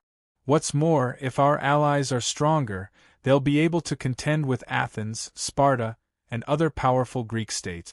It'll be more helpful for us, Dionysia, to enter Greece in the future, and it'll be more beneficial to the stability of Greece." "Your Majesty, you are indeed far-sighted," Henoboris praised loudly in admiration. Devers, however, did not appreciate his compliment. He pointed at Ansitanos and said, You just haven't thought about it properly. When your teacher came to report to me, he had already considered the pros and cons of these things. He understood it clearly." Henoboris immediately looked at Ansitanos. Ansitanos said calmly, "Your Majesty, Henoboris is not an official of the Ministry of Foreign Affairs. It is impossible for him to understand the complicated relationships between the Greek city-states in detail, and it is impossible for him to think about how to gain benefits from it every day like we do. How can he make a very accurate judgment?" Chapter 1138. I understand. I'll go back and discuss with the others to fight for more benefits for the kingdom. Ansatanos replied. Also, Devers hesitated for a moment before saying, "Do you want to reconsider your resignation as the Foreign Affairs Minister? Another war is about to break out in the complicated Greece. Foreign affairs are of utmost importance, and we need an experienced minister like you to take the helm. How can you leave at such a crucial time?" Ansatanos stretched out his skinny fingers and touched his gray hair. "Your Majesty, I'm old, and I don't have enough energy to handle such a heavy task, especially when the war is about to break out. I might as well resign as the Foreign Affairs Minister and seize the remaining time to do what I like, such as writing the history of the first 20 years of Dionia." "All right." Devers didn't force it. He thought for a moment before saying, "I've looked at the candidates you've listed for the Foreign Affairs Minister and thought about it for a long time. I think Topyrus is more suitable. He's made great contributions in the Western Mediterranean War and the Gallic War. He's qualified and capable enough. What do you think?" "I fully agree with Your Majesty's decision," Ansatanos replied without hesitation. "Then, after the signing of the covenant with the Thebes, I'll gather the 6 assistant ministers to confirm this matter." "Yes, Your Majesty." "Herne, send your teacher off for me." "Teacher, how many chapters have you written in the history of the first 20 years of Dionia? It's best to publish it at the same time as my records of the Western Mediterranean War, so that the readers can compare the details and understand the history of that period." Henipolis was still talking non-stop on the way to send Ansatanos off. Ansatanos listened quietly and responded occasionally. When they walked out of the palace, he said with a serious expression, "Henipolis, you have to watch your tone when talking to His Majesty in the future. It's best not to be so casual anymore. I've always spoken to His Majesty like this. Is there a problem?" Henipolis was a little puzzled. His Majesty is no longer the same as before. Not only does he have unprecedented prestige in the kingdom, but his power has also increased. He had recommended a total of 4 candidates for the position of Foreign Affairs Minister, and 3 of them were his students. Be it qualifications or achievements, they were not inferior to Tapius, but the Devers chose Tapius, who was not that close to him. If it was a few years ago, important appointments such as the kingdom's Minister of Foreign Affairs would usually have to be discussed by the ministers and finally submitted to the Senate for approval. But now it only needed His Majesty and the 6 assistant ministers to make a decision. It was basically decided by the Devers. "Teacher, His Majesty is the same as before. There's nothing different about him. You're thinking too much." Heniboris had a different opinion on this, and he comforted Ansatanos instead. Ansatanos could only say helplessly, "It seems that I'm really getting old. My imagination is running wild." After the signing of the Treaty of Callias, according to the contract, the contracting parties must recall their troops stationed abroad and dismantle their military fortresses in foreign countries. Therefore, Athens was recalling the troops led by Iphicrates who were stationed in Kerkyra, but Sparta did not implement the contract. On the contrary, after learning that the Thebes had sent an envoy to Dionia, the Sparta people felt a sense of urgency. They wanted to send an envoy, Xenophon, to Dionia to persuade the king of Devers not to provide support to the Thebes, but the Persia envoy, Datis, who had not left, warned Sparta not to have close contact with Dionia. He also said that in order to support Sparta in punishing the Thebes, a large number of Persia's gifts to Sparta were being carried by a fleet from Miletus and would soon arrive. Under such a situation, Sparta decided to attack the Thebes first. This time, the Sparta people summoned the alliance army faster than ever. As Agesilaus was not feeling well, the army was still under the command of another Sparta king, Cleombrotus.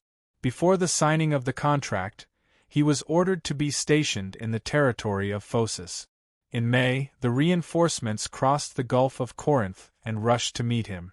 At this time, the news of the alliance between Dionia and the Thebes had spread to Sparta, making the Sparta people nervous. Subsequently, the messenger of Dionia, Topyrus, also came to Sparta and reminded the Council of Elders that Dionia had formed an alliance with the Thebes. They hoped that Sparta could stop the war with the Thebes and restore peace, so that Dionia would not have to be involved in the war due to the alliance agreement. This would destroy the friendship between Dionia and Sparta that had lasted for more than 10 years. However, the elders, led by Agesilaus, said that Sparta did not know that Dionia had formed an alliance with the Thebes. Therefore, the army had already set off and might have even fought with the Thebes. Under such circumstances, it was difficult to withdraw the army in a short period of time. However, they would do their best to restore peace to Greece. Topyrus saw that the Sparta people were perfunctory, but he was only here to notify them according to traditional etiquette. The king of the Devers did not ask him to stop the war, so Topyrus quickly left. On his way out of the city, he encountered the messenger of Persia, Datis, who threatened and ridiculed him. Seeing that most of the Sparta people were on the side of the messenger of Persia, Topyrus did not refute them with all his strength. After a few words, he left awkwardly, but he remembered the humiliation in his heart. In the middle of June, Cleombrotus stationed his troops in Phocis and Pyotia's gateway, Chaeronea, waiting for the subsequent reinforcements to arrive before immediately marching towards the Thebes. Now, all the people in Greece believed that the decisive battle between the Thebes and Sparta was inevitable, and the vast army of Sparta made them believe that Sparta had the absolute advantage. The next step was to wait for the Thebes to be completely destroyed or become puppets controlled by Sparta. Even many of the Thebes had no hope of victory, and some even suggested to surrender to Sparta. Some city-states, such as Athens, gloated over the impending doom of the Thebes. Some city-states, such as Argos, silently prayed for the Thebes, and a few city-states, at this time, extended a helping hand to the Thebes, the most famous of which was Tarchus Iazon. He had secretly formed an alliance with the Thebes a year ago, and at this critical time, he sent 300 Thessaly cavalrymen to the Thebes by sea. Because the land route to the hot spring pass was controlled by Sparta, it was impossible for the Thessaly people to go south through it. At the beginning of July, Cleombrotus unexpectedly ordered his army to quickly pass through a narrow path in the mountains, avoiding the ambush of the allied forces of the Thebes, and arrived at Thisbe. He raided the only port occupied by the Thebes. Cleombrotus seized the few warships of the Thebes, thus ensuring the safety of the retreat route. After resting for 2 days, the allied forces of Sparta, with more than 10,000 soldiers, marched straight to the Thebes in the north. When they arrived at the highlands of Leuctra, the Sparta found that the road ahead had been blocked by the army of the Thebes. Originally, when the allied forces of Sparta entered the territory of Pyotia, many Thebes generals thought that this time, the allied forces of Sparta were aggressive, and their numbers were much greater than before, so they could not face the enemy head-on. Therefore, they suggested to temporarily avoid the front line, give up the military fortresses on the periphery, and retreat back to the city of Thebes to defend. However, Epaminondas firmly opposed this idea. He firmly believed that they should take the initiative to face the enemy, and not let the Sparta invade the core area of the Thebes. Otherwise, if they were allowed to destroy the farmlands and villages, the citizens' determination to fight would be shaken. Over the years, Epaminondas had led the Thebes to successfully resist the invasion of the allied forces of Sparta, so he had a very high reputation among the citizens. In addition, he had been elected as the military chief of the Pyotia alliance. The highest position in the Pyotia alliance was elected once a year, and the other one was Pelopidas. Pelopidas, who had returned to the city of Thebes, fully supported the decision of Epaminondas. Therefore, the Pyotia alliance, led by the Thebes, finally decided to fight the allied forces of Sparta to the death.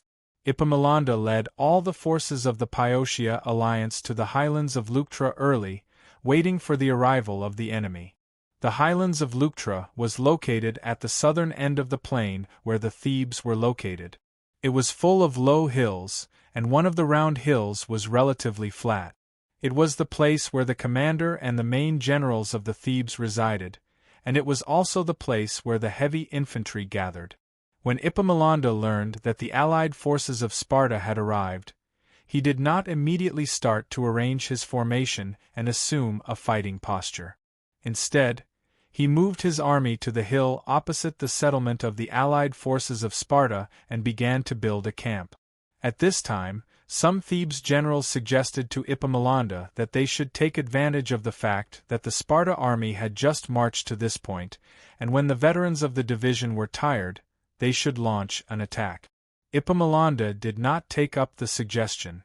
On the second day, the Sparta still did not take any military action, but Cleombrotus had learned through the centuries that the number of Piotia alliance in the opposite camp was significantly less than his own. This finally prompted him to lead the fully rested Sparta alliance out of the camp on the morning of the third day, and began to arrange their formation along the gentle hillside. When Epaminondas heard the news, he immediately rushed outside the camp and looked at the opposite hill. He then smiled, because the formation of the allied forces of Sparta had not changed much from the formation that the Sparta had participated in the past. The army was still lined up, and the Sparta warriors in red cloaks were on the right wing, and they stood out from the entire formation. Chapter 1139. Sparta will be defeated by us. Epaminondas' strong confidence infected the generals around him.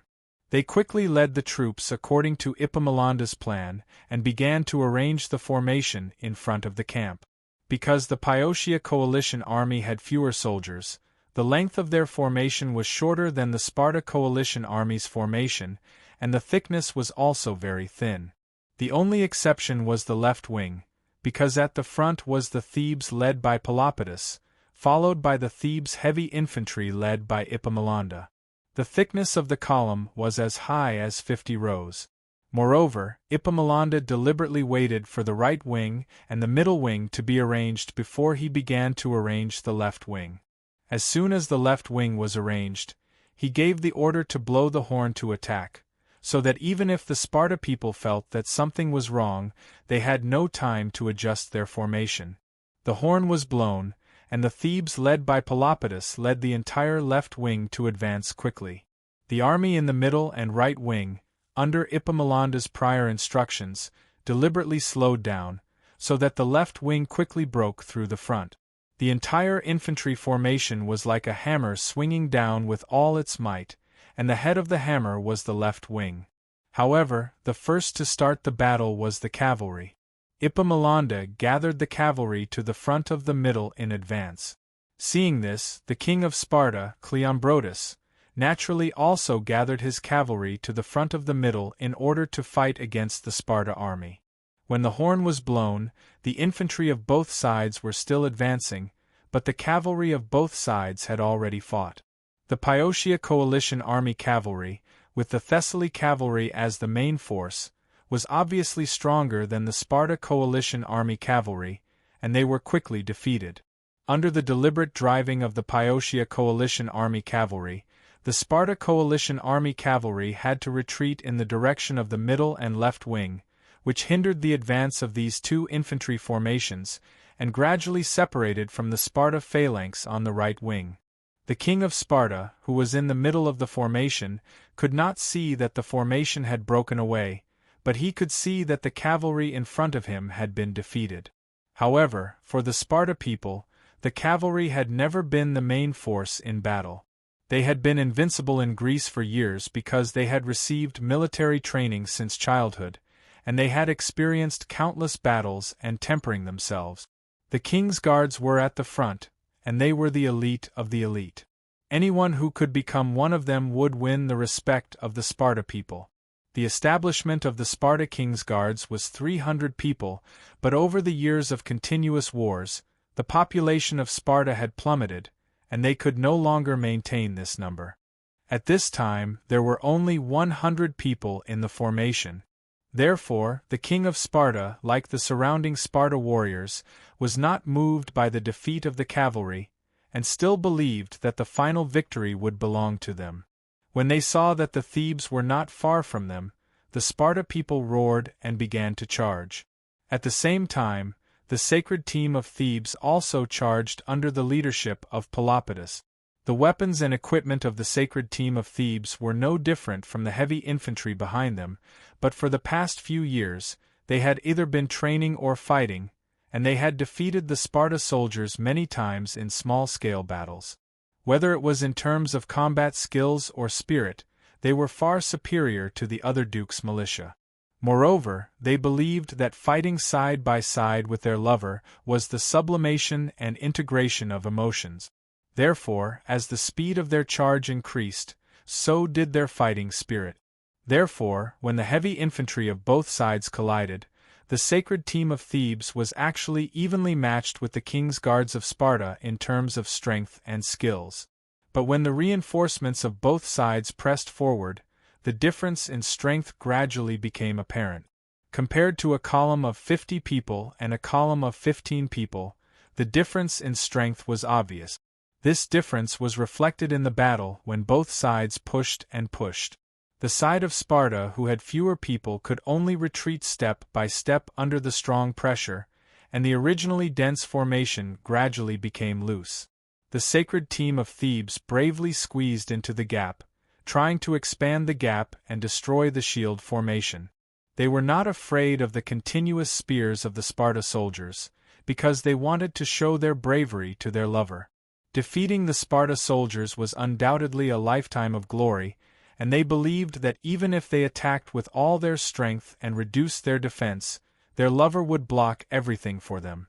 The sacred team of Thebes, fearless of death and the strong pressure of the super-thick column, caused the soldiers of Sparta to fall one after another, and the formation began to become fragmented. The worst thing was that their king was in trouble. Cleombrotus, who had personally joined the battle, had just stabbed his spear into the chest of a Thebes soldier who had rushed in front of him. Unexpectedly, the soldier spat out blood, but he held on to the spear and shouted a person's name. Then, another Thebes soldier beside the soldier rushed forward with tears in his eyes.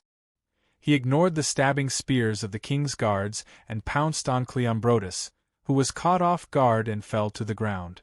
The king of Sparta, whose helmet had rolled to the side, watched as the soldier's back was pierced by several spears, but the soldier still tried to bite his throat with a ferocious look. The king was dead. The people of Sparta were founded on martial arts. Except for the battle at Hot Spring Gate, where the difference in military strength was too great, there had never been a king who died in any other battle. But today's tragedy happened, and it was hard to imagine how much of a blow it was to the morale of the Sparta soldiers. What's more, they were now facing the terrifying Thebes, who were like mad demons. In addition, they were facing a direct confrontation with the enemy, and the Sparta soldiers, who were known for their bravery and strength, were afraid. First, the soldiers of Hellas began to flee, followed by the Pariasis, and finally, the real Sparta soldiers threw away their spears and shields, turned around and fled. The Sparta phalanx on the right was defeated, and the soldiers desperately fled back to the camp on the hill. At this time, the middle and left wing had already made contact with the enemy, and they even had the upper hand in the battle. However, the Sparta army had always been the core of the Sparta army. Now that the Sparta army was defeated, the allied army had no mood to fight anymore, so they hurriedly retreated. Although the Thebes army had defeated the Sparta army, the soldiers were exhausted. Moreover, the allied army of Sparta was almost unharmed, and they still outnumbered the Thebes. Therefore, Epaminondas did not dare to continue attacking the camp of Sparta's allied army, so he also retreated. The Battle of Leuctra had ended. In this battle, there were about 1,000 Lacetic dream warriors, including 400 Sparta warriors. The Thebes Holy Squad also suffered 200 casualties, which accounted for 2/3 of their total strength. Although there were not many casualties in the battle, this battle was actually a competition between the strength of the two city-states, the Thebes and Sparta, and the Thebes won. Even many of the Thebes who personally participated in the battle could not believe that they had won. After returning to the camp, they cheered to their heart's content, and under the leadership of Pelopidas, they forcibly carried Epaminondas around the camp to express their joy and gratitude. The camp of Sparta's allied army was shrouded in the shadow of defeat. Although they still outnumbered the Thebes, the king of Sparta had died in battle, and the army was leaderless. Although some of the Sparta people were unwilling, they had to follow tradition and send messengers to the camp of Thebes to ask for a temporary truce so that they could bury the dead. This was, in fact, an admission of defeat. After burying the dead, both sides sent messengers at the same time. The messengers of Sparta's allied army had to rush back to Sparta as soon as possible to report the news of their defeat to the Council of Elders.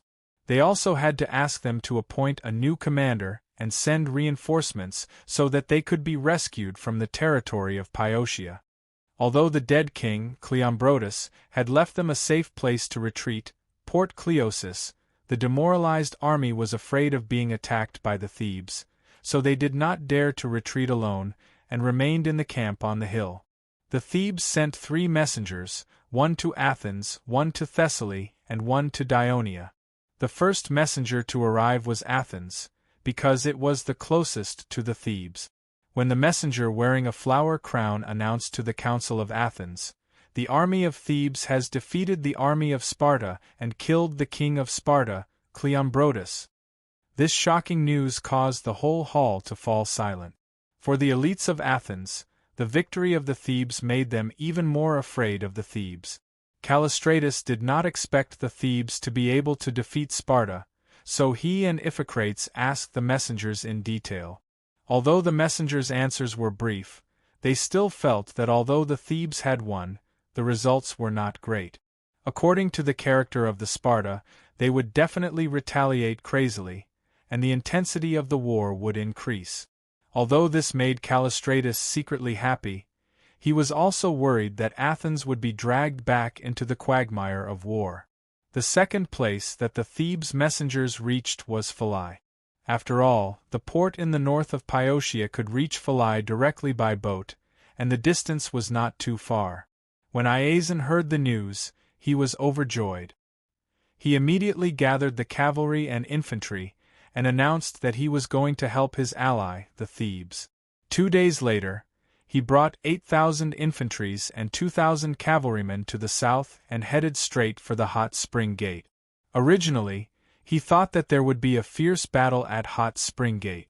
Who knew that when the Sparta allied army led by Cleombrotus attacked the Pyotia region, they called for the garrisons in central Greece to gather together. The Sparta garrisons at Hot Spring Gate sent out most of the garrisons. After learning that the battle had failed, the soldiers who stayed behind felt that they were alone and in a dangerous situation, so they took the initiative to retreat. Iason easily occupied this very important strategic point, and left 500 soldiers to guard it. Then, he led the cavalry guards, and without waiting for the main army to advance, he quickly passed through the territory of the Phocians. Chapter 1140. When Iason arrived at the Leuctra highlands, the battle had ended 7 days ago.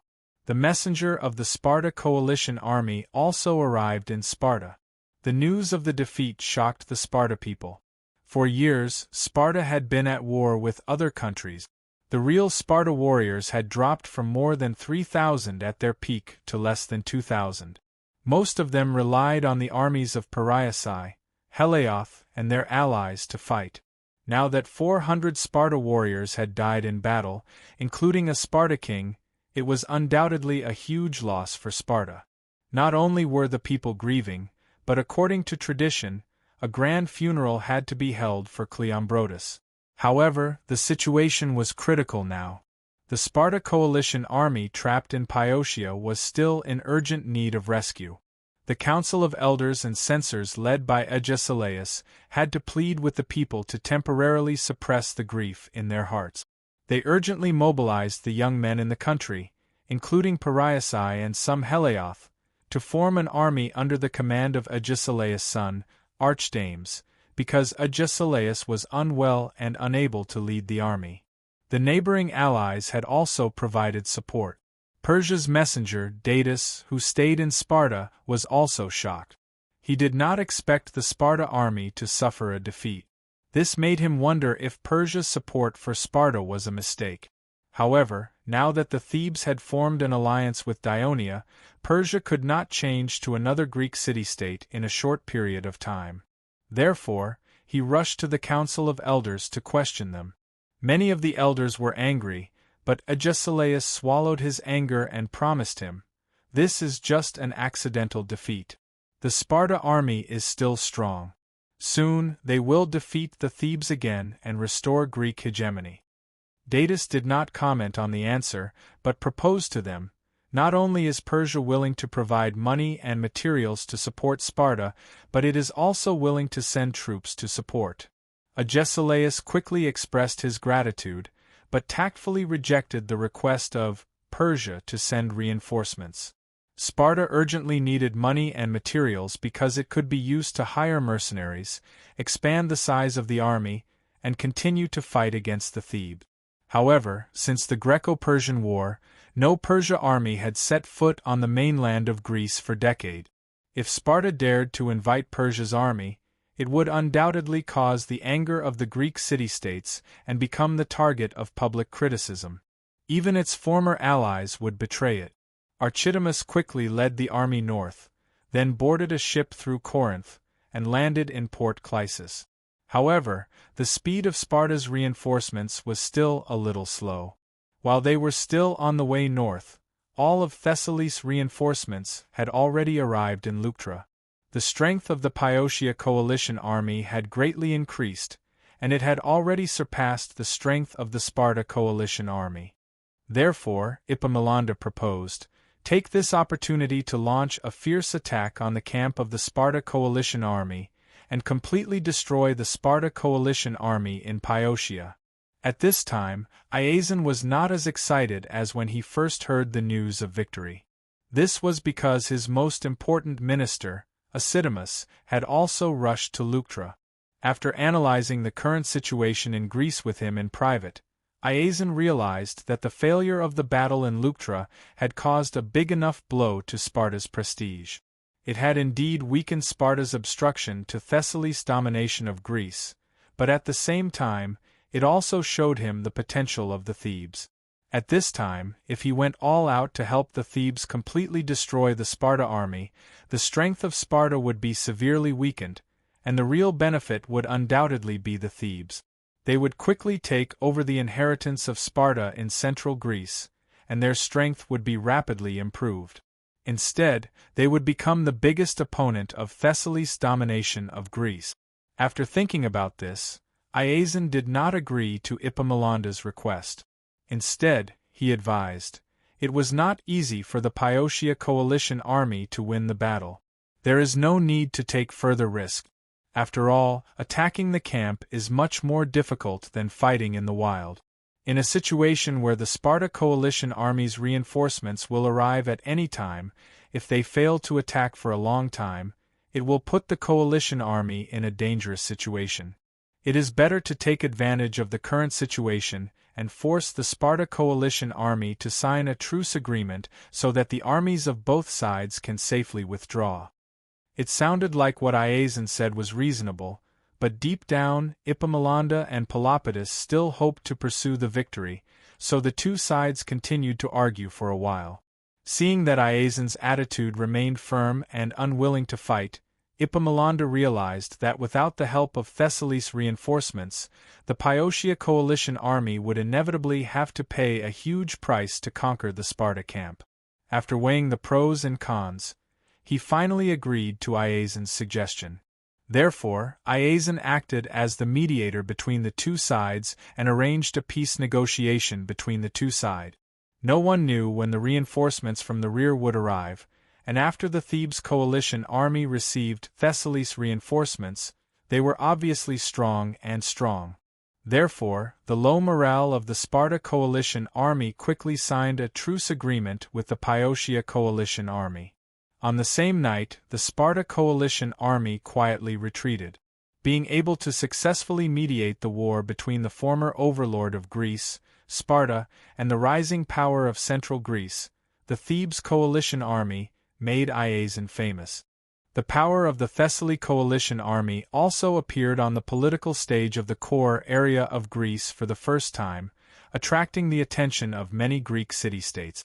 On the way back to Thessaly with his army, Iasion did something that shocked the southern Greek. He led his army to attack Heraclea, not the city of Heraclea of the Holy Kingdom of Dionia, which was not far from the west of Hot Spring Gate. The city had always been under the control of Sparta, and it was a strong guarantee for the defense of Hot Spring Gate. After all, the terrain of Hot Spring Gate was too narrow for too many soldiers to be stationed for a long time. Not only did Iasion easily take down the city, but he also completely destroyed it. In today's war-torn Greece, it was relatively common for a city-state to be captured or even destroyed. However, what Iasion did was not simple. In the eyes of the Greek people, this was a rude act of the northern barbarians who wanted to step into the core area of Greece.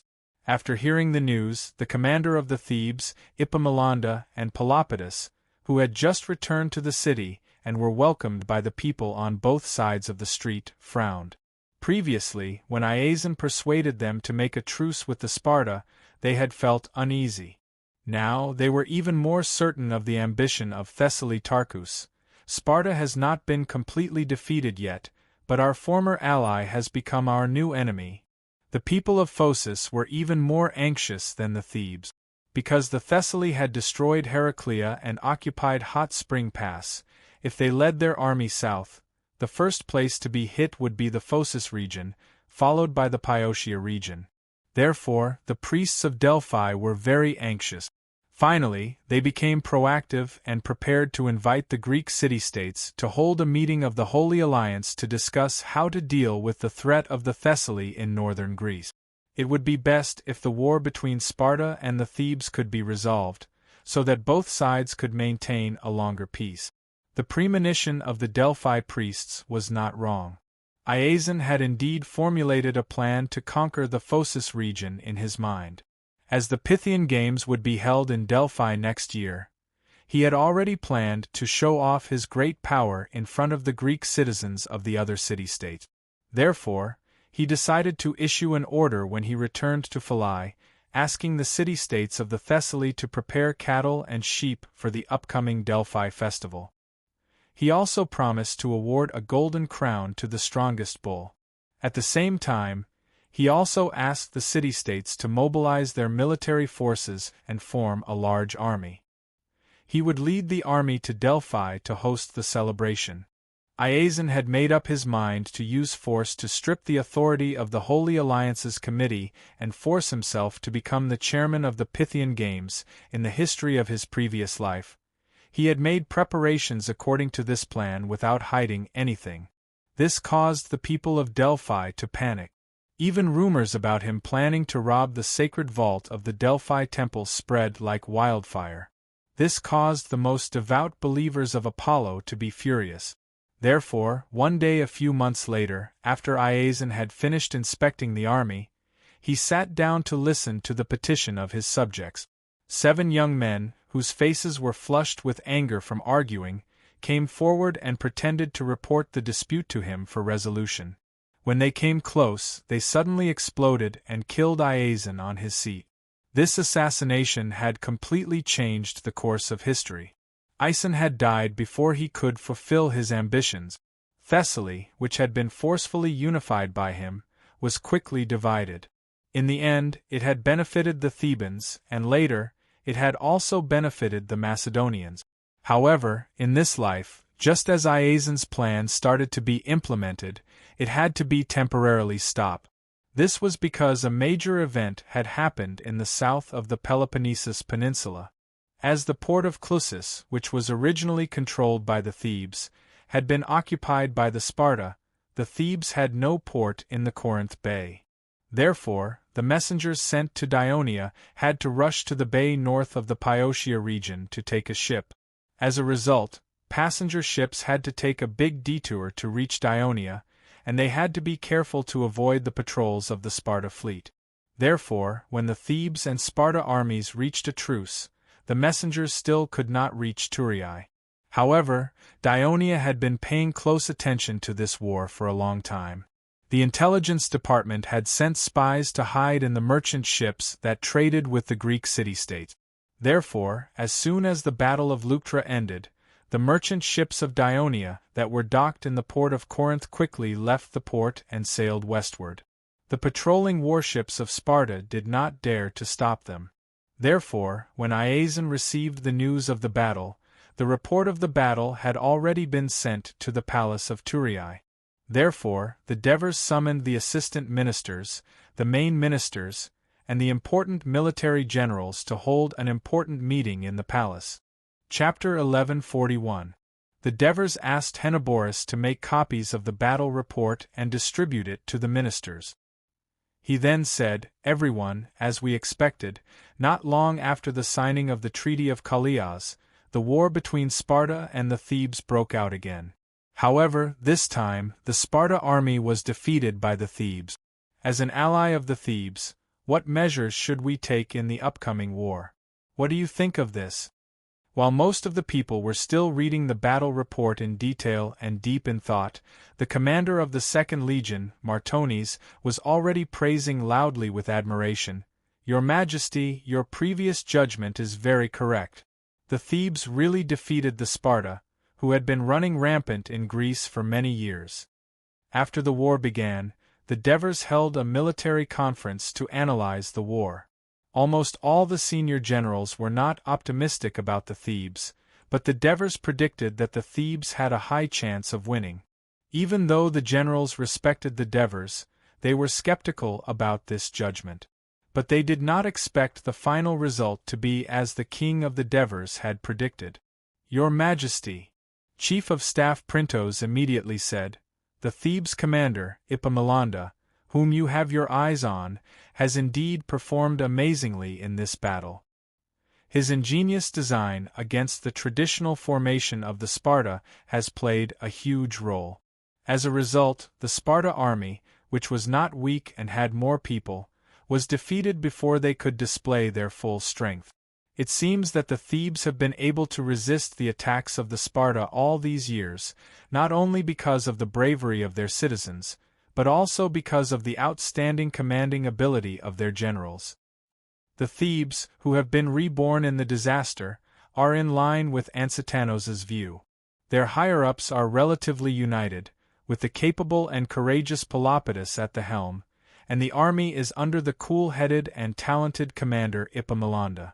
The two sides work closely together, and the citizens are full of vitality and are willing to contribute to the revitalization of the Thebes. I am not surprised that they were able to defeat Sparta. I also believe that with the current momentum of the Thebes, they will have another shocking performance in the future. Am I right? Ansitanos. Your Majesty. Although the successor of the foreign minister Ansitanos had been confirmed, the decree had not been issued yet, so he still appeared at this important meeting. At this moment, he bowed slightly to the Devers and said with some emotion, "It is shameful to say that a few years ago, someone predicted that the Thebes would rise. At that time, I did not pay much attention, but I did not expect him to be right. It is really amazing." The Devers were surprised and asked curiously, "Who made such an accurate judgment?" "Your Majesty, it is your son, Apotheosis." Ansitanos then repeated what Apotheosis said in the Dionia Academy and emphasized, "There were many students who attended this class at that time, and they can all prove that what I said is true." There were sounds of admiration in the meeting hall of the palace. Everyone praised Apox for his intelligence and wisdom. He was able to make such an amazing judgment at such a young age. No wonder he was His Majesty's son and was favored by Hades. The Devers had a smile on his face and looked very happy. He listened carefully to the praise of his ministers. After a while, he emphasized again, "Well, everyone, let's get back to the topic. What do you think will happen to the situation in Greece after this war? What measures should we take to deal with it?" Everyone, please share your opinions. Your Majesty. The head of the ministers, Lucius, stood up shakily with the support of his crutch. The Devers hurriedly said, Lord Lucius, sit down and talk. Sit down and talk. Lucius did not force himself. He sat down again and said slowly, Although we, Dionia, have formed an alliance with the Thebes, the situation in Greece has always been complicated. It is better for us not to get involved easily and be dragged down by it. Now, fortunately, the Thebes have defeated Sparta. We can take advantage of this great opportunity. With the good relationship between Dionia, the Thebes, and Sparta, we can act as the mediator of the war and urge the two sides to reach an armistice agreement. I think this will help our ally, the Thebes, and increase our influence in Greece. We will not be dragged into this war. This is a good thing that kills 3 birds with 1 stone. I think your Majesty should seriously consider it. At the beginning, Lucius did not agree with the alliance between Dionia and the Thebes. However, the Devers insisted and finally reached an alliance agreement. Now, he advised again. As soon as his voice fell, another assistant minister, Antares, immediately retorted, Lord Lucius, I don't agree with your suggestion. Why should we, Dionia, form an alliance with the Thebes? Not because we want to take revenge on Sparta for tearing up the peace agreement, but because of the need for the development of the kingdom. Today, the situation in Africana and Iberia is stable. Mountain Gaul has been conquered. Although the Ligurians occasionally riot, they are no longer a threat. In addition, the other forces in the western Mediterranean have basically attached themselves to our country. After a few years of recuperation, the kingdom has not only walked out of the predicament after the war in the western Mediterranean, agriculture, commerce, handicrafts, all aspects have made great progress. The people are rich and stable. They are all eager to advance eastward and set foot on the ancestral land to win more glory and wealth. War, war! Lucius slapped the back of the chair hard and said in a hoarse, trembling voice, Constantly waging war is not very good for the kingdom. It will destroy the stability of the kingdom and make the people greedy and belligerent. This is not good for our governance. Although the previous wars have been won, you have seen the damage caused to the kingdom. This will take a long time to recover. And victory will not always belong to us. In case we encounter defeat in the future war, the consequences will be unimaginable. So we still have to be safe. When he finished this last sentence, he looked at the Devers. The Devers looked calm and did not respond. Another assistant minister, Cypros, said, Lord Lucius, the alliance with the Thebes is not only a need for the development of the kingdom, but also an important decision made by His Majesty based on the security of the kingdom. We all know that Persia has shown hostility to Dionia. It fully supports the restoration of peace in Greece, and is trying to unify the forces of the whole of Greece through Sparta to fight against us. We are separated from the mainland of Greece by the narrow Adriatic Sea. Once Persia's conspiracy is realized, the east coast of Greece will become very unsafe. So His Majesty took the initiative to attack and ally with the Thebes to destroy Persia's conspiracy.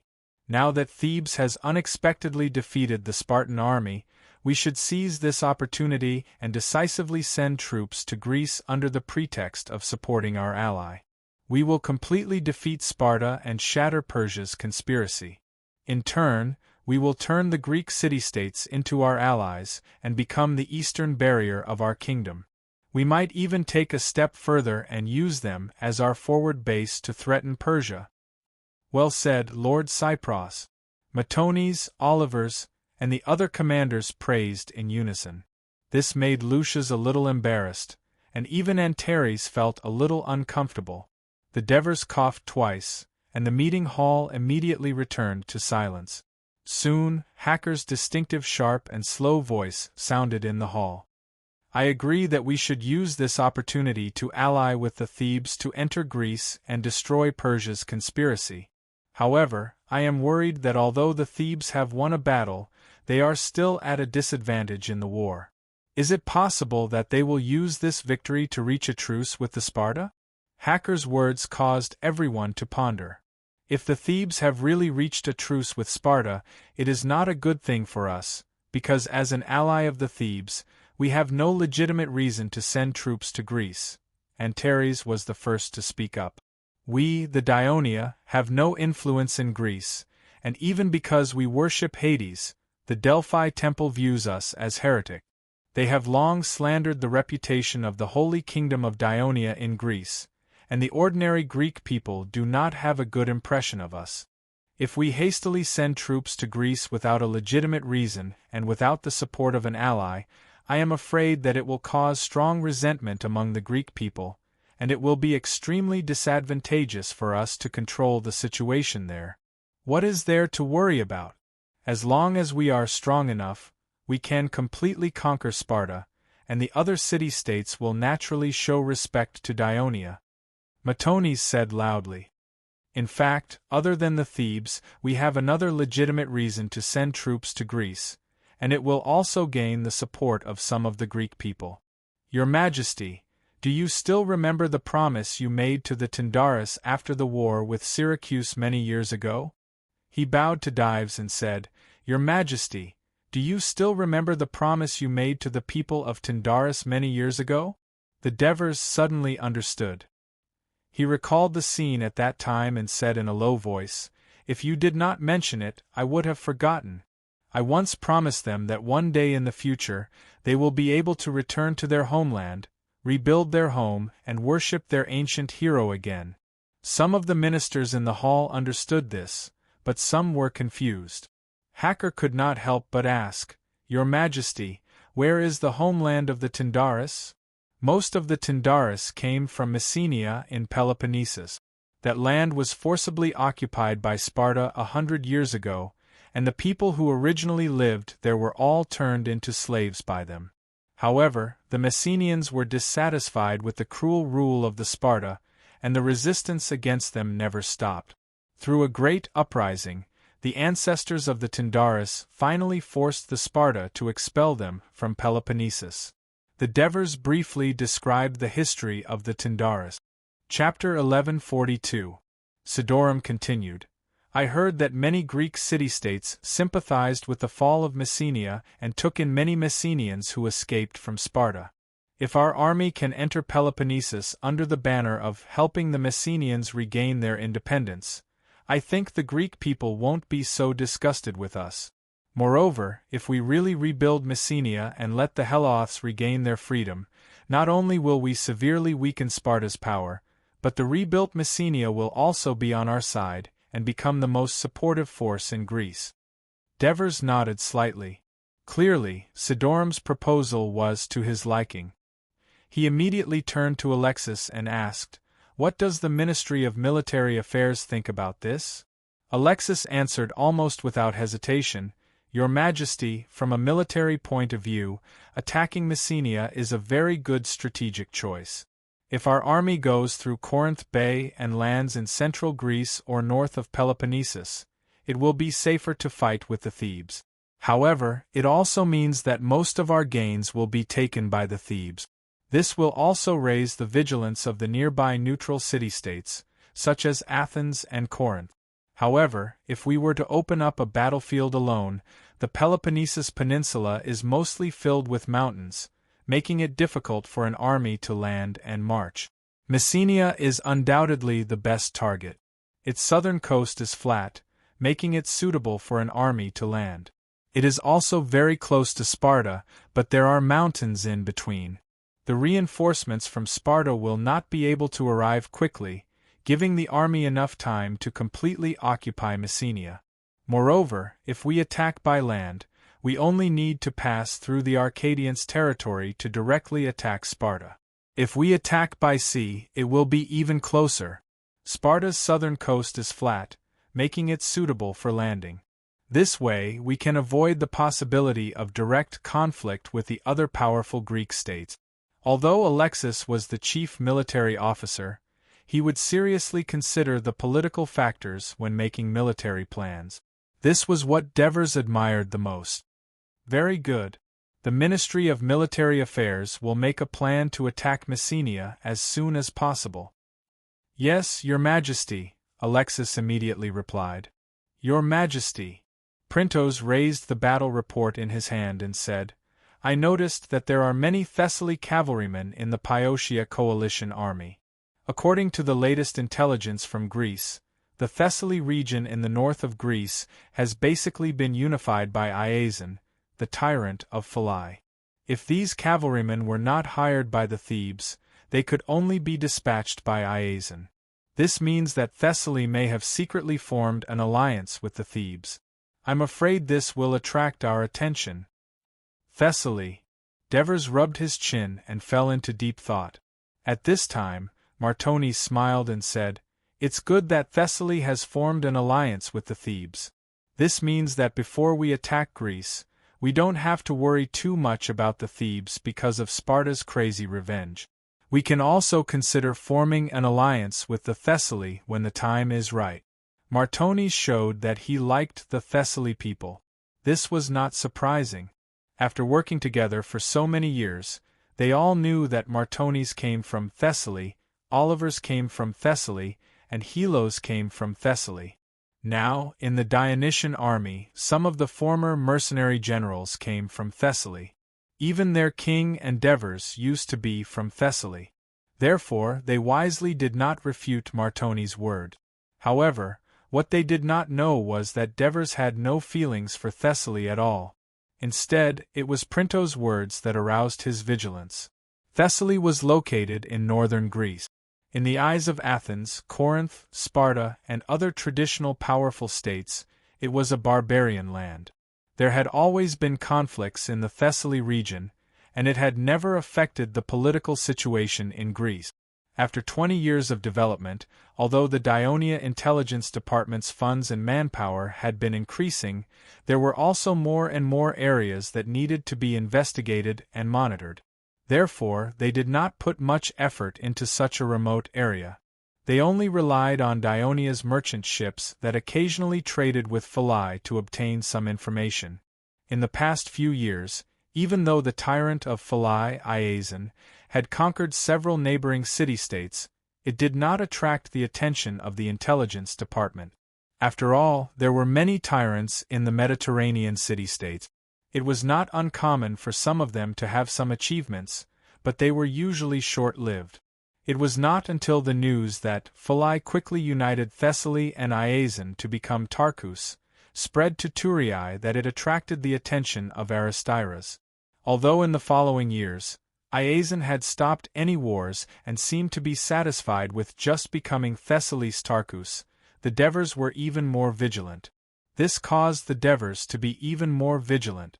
This was because Iazon had spent the past few years mainly integrating the city-states of Thessaly, promoting the trade within the region, stepping up the training of the public militia, and even building a navy. These actions of Iazon were somewhat similar to the tyrant of Syracuse, Dionysius.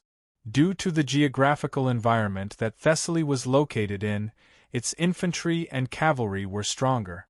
Could it be that the tyrant of Thessaly finally could not bear the loneliness and wanted to intervene in the affairs of southern Greece? The Devers were vigilant and immediately said, "The tyrant of Thessaly Philai is very ambitious. This time, if he has really secretly formed an alliance with the Thebes, I'm afraid he wants to use this war to seize the hegemony of Greece. We can't just sit back and do nothing. And Satanos, send a messenger to ask the Thebes if they are also forming an alliance with Thessaly. It would be best to find out the true attitude of the Thebes towards Thessaly. This will determine the measures we have to take when there is a conflict with Thessaly in the future." "Yes, Your Majesty," and Satanos responded. How could this be? Martones was stunned. Printos, who had a little understanding of the situation, came up to him and whispered to him. The Devers did not pay much attention to it and continued, "The Sparta army was defeated, and Persia will not let it go. Now that Thessaly may be involved, since we have decided to intervene in the affairs of Greece, we have to take advantage of the time when the Sparta army is defeated and the other forces have not yet fully involved, and implement our plan as soon as possible. Alexis, Printos, the two of you make a judgment now. How many soldiers do we need to take over Messenia and then attack Sparta? Alexis and Printos looked at each other, then called the military training chief Hieronymus, the military supply chief Altons, the military chief Matones, Olivers, and other generals to form a circle in the corner of the hall. After a quiet discussion, Alexis walked up to the Devers and said solemnly, "Your Majesty, according to the current situation of Sparta and the geographical conditions of the Peloponnesus region, after our discussion, we think that we only need to send 20,000 to 30,000 soldiers to complete the expedition. If we send too many soldiers, it will be difficult to spread out on the mountainous Peloponnesus peninsula. 20,000 to 30,000 people." The Devers turned around and asked, "How long can the existing food reserves in the country support them?" The Minister of Agriculture, Buckos, stretched out his hands and carefully calculated, then stood up and said, "Your Majesty, the country has been having a good harvest for the past few years. Although there have been some battles in the Iberian and Wave River plains, they are basically local battles, and the consumption of food is not much. According to this year's survey, the food reserves in the various regions are basically full, and should be able to support an army of 30,000 soldiers to fight in Greece for more than a year." More than a year. What about weapons and equipment? The military supply chief Altons immediately stood up and answered, "Your Majesty, there are arrows, javelins, tents, blankets, carts, and other military supplies in the various military camps in the various regions. It is more than enough to supply 30,000 soldiers." After hearing this, the Devers revealed a somewhat satisfied smile. He thought for a moment, then glanced at the Minister of State Assistance, Hemont, and said, "Considering that this is the first time we, the Dionia, are sending troops to fight in Greece, in order to reduce the resentment of the citizens of the neutral city-states towards us, it is best to send as many soldiers with Greek blood as possible. The last time we went to Gaul, we sent the 1st, 2nd, 3rd, 9th, 10th, and 11th legions, so this time, considering that we will be fighting with the people of Sparta, in order to be more secure, let's send the 1st, 4th, and 6th legions." "Understood, Your Majesty." Alexis asked again, "What about the cavalry?" "There is no need to consider whether the cavalry and auxiliary troops have Greek blood. Don't the armies of the Greek city-states often hire foreigners to fight, such as Thrace? So you can decide for yourselves." "Yes." The Devers then looked at the Minister of Household Registration, Raphael, and asked, "Are the citizens of Dionia of Messenian descent still concentrated in Tyndaris?" The city-state had already responded to the strong demands of the citizens and joined the Kingdom of Dionia a few years ago. Raphael, who had been quietly in charge of the kingdom's citizens' household registration for decades, had the distribution and migration of the kingdom's population firmly imprinted in his mind. He did not need to recall at all to immediately answer, "Your Majesty, it is like this. Nearly half of the population is still in Tyndaris, and the other half has gone to Himera, after the Western Mediterranean War, in order to strengthen its rule over the north coast of Sicily. The kingdom of Auria rebuilt the city of Himera in the middle of the north coast. The terrain there is relatively flat, and there is a relatively large river flowing through it, suitable for grazing and farming, so it attracted many residents from other towns and cities on the north coast." Chapter 1143.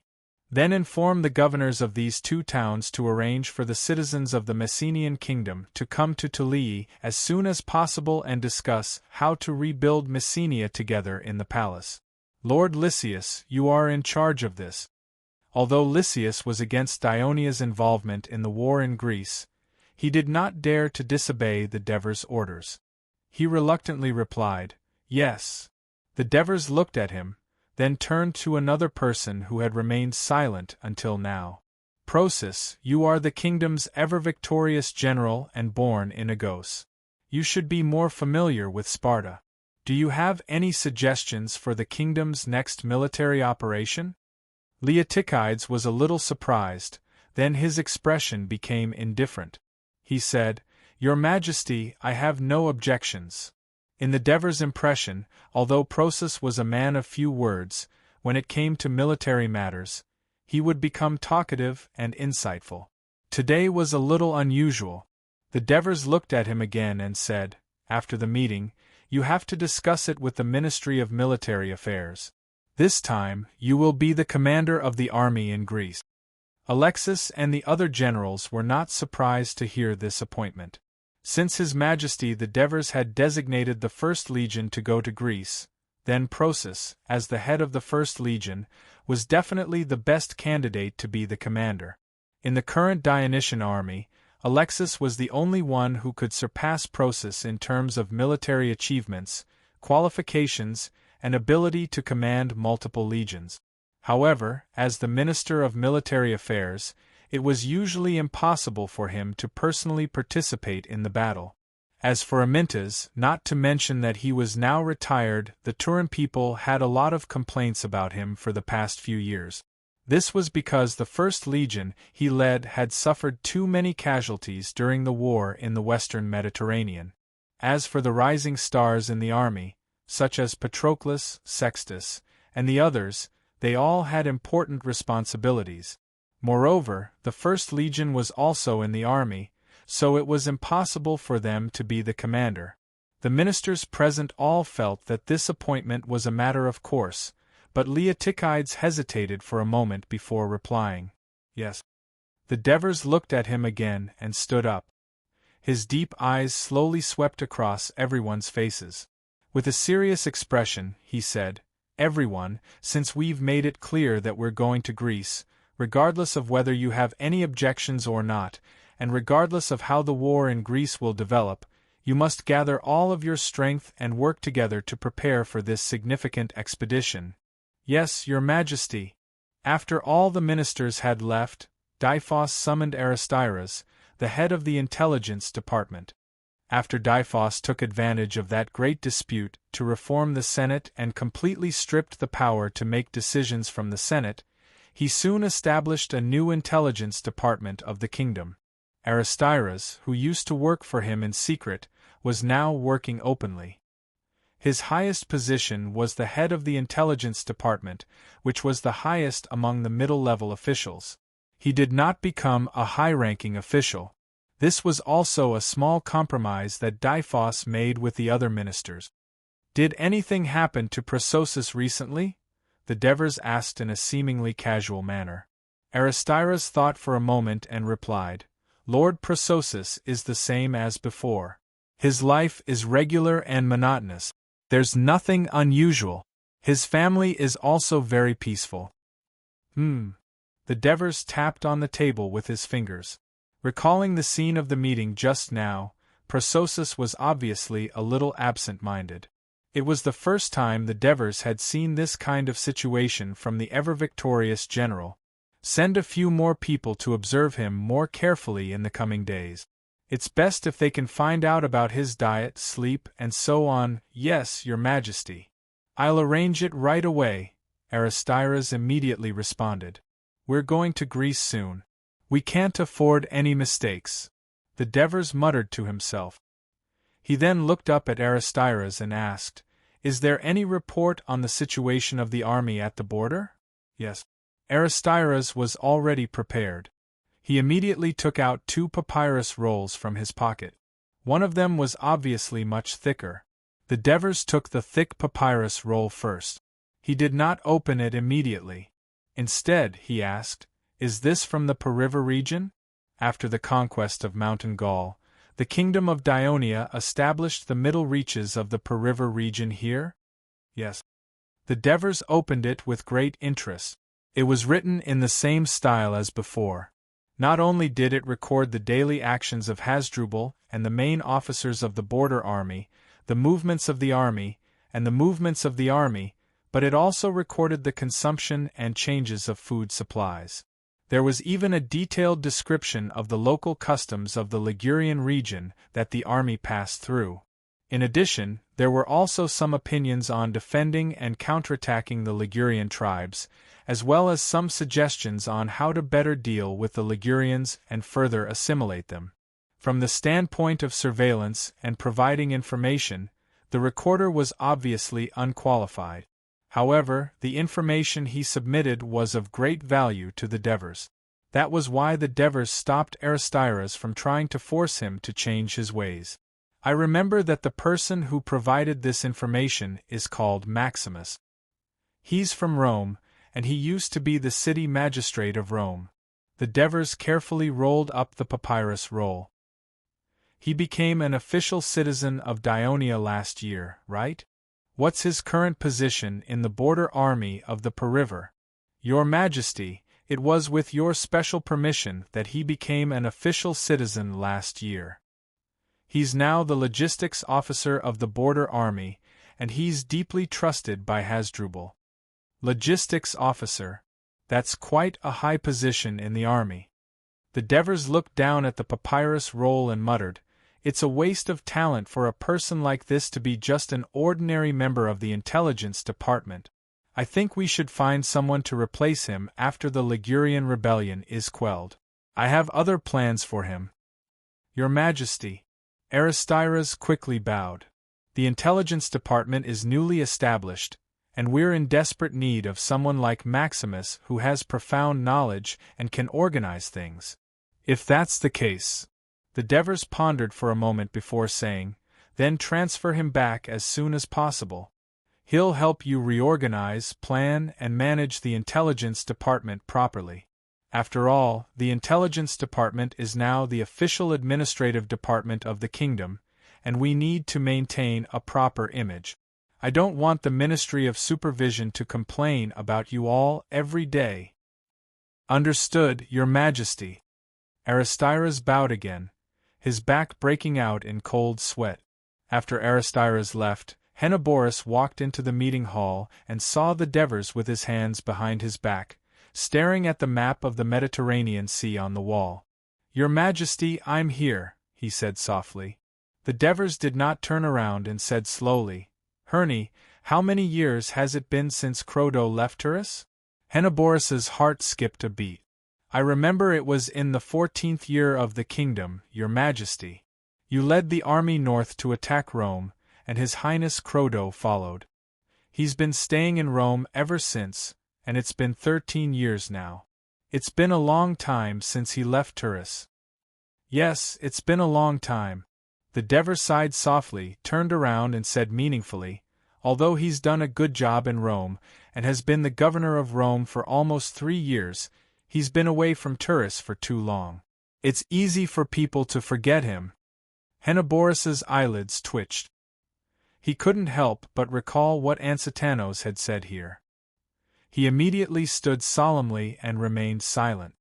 Right, the Devers said. Yes. Henoboris immediately sat down in front of the wooden table and quickly picked up a pen and paper. Give orders to the assistant ministers. Tell them that Crodocatax has been away from Turris for many years, and Princess Christoia has fallen ill from longing for him. Therefore, she has allowed him to retire in advance and return to Turris to serve her mother. The successor of the governor of Rome will be discussed and decided by them. As soon as the Devers finished dictating, Henoboris had finished writing and was about to hand the order to the Devers. However, the Devers said, Give them another order. Tell them that I've approved Ansitanos's resignation as the foreign minister. The successor will be Topyrus. I hope they can complete the handover as soon as possible to avoid affecting the next military operation against Sparta.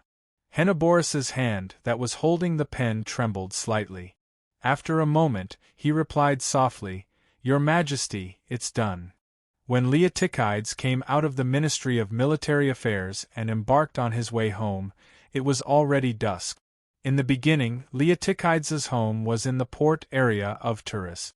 Later, when he became a soldier of the legion and became a citizen of Dionia, most of the land he received was concentrated in Crimissa, so he built a house there. However, He rarely lived there because he was already the commander of the 8th Legion at that time and stayed in the military camp of Catania all year round. Later, when he entered the Senate and with his brilliant military exploits, the kingdom granted him a residential area in the eastern outer city of Turis, not far from the Temple of Hera. Since then, his family had lived there. Most of the senators who lived in the inner city, because they were close to the great assembly hall and the Victory Square, walked home. Most of the senators who lived in the outer city, because the distance was longer, and in order to avoid being disturbed by passers-by, went home in palanquins.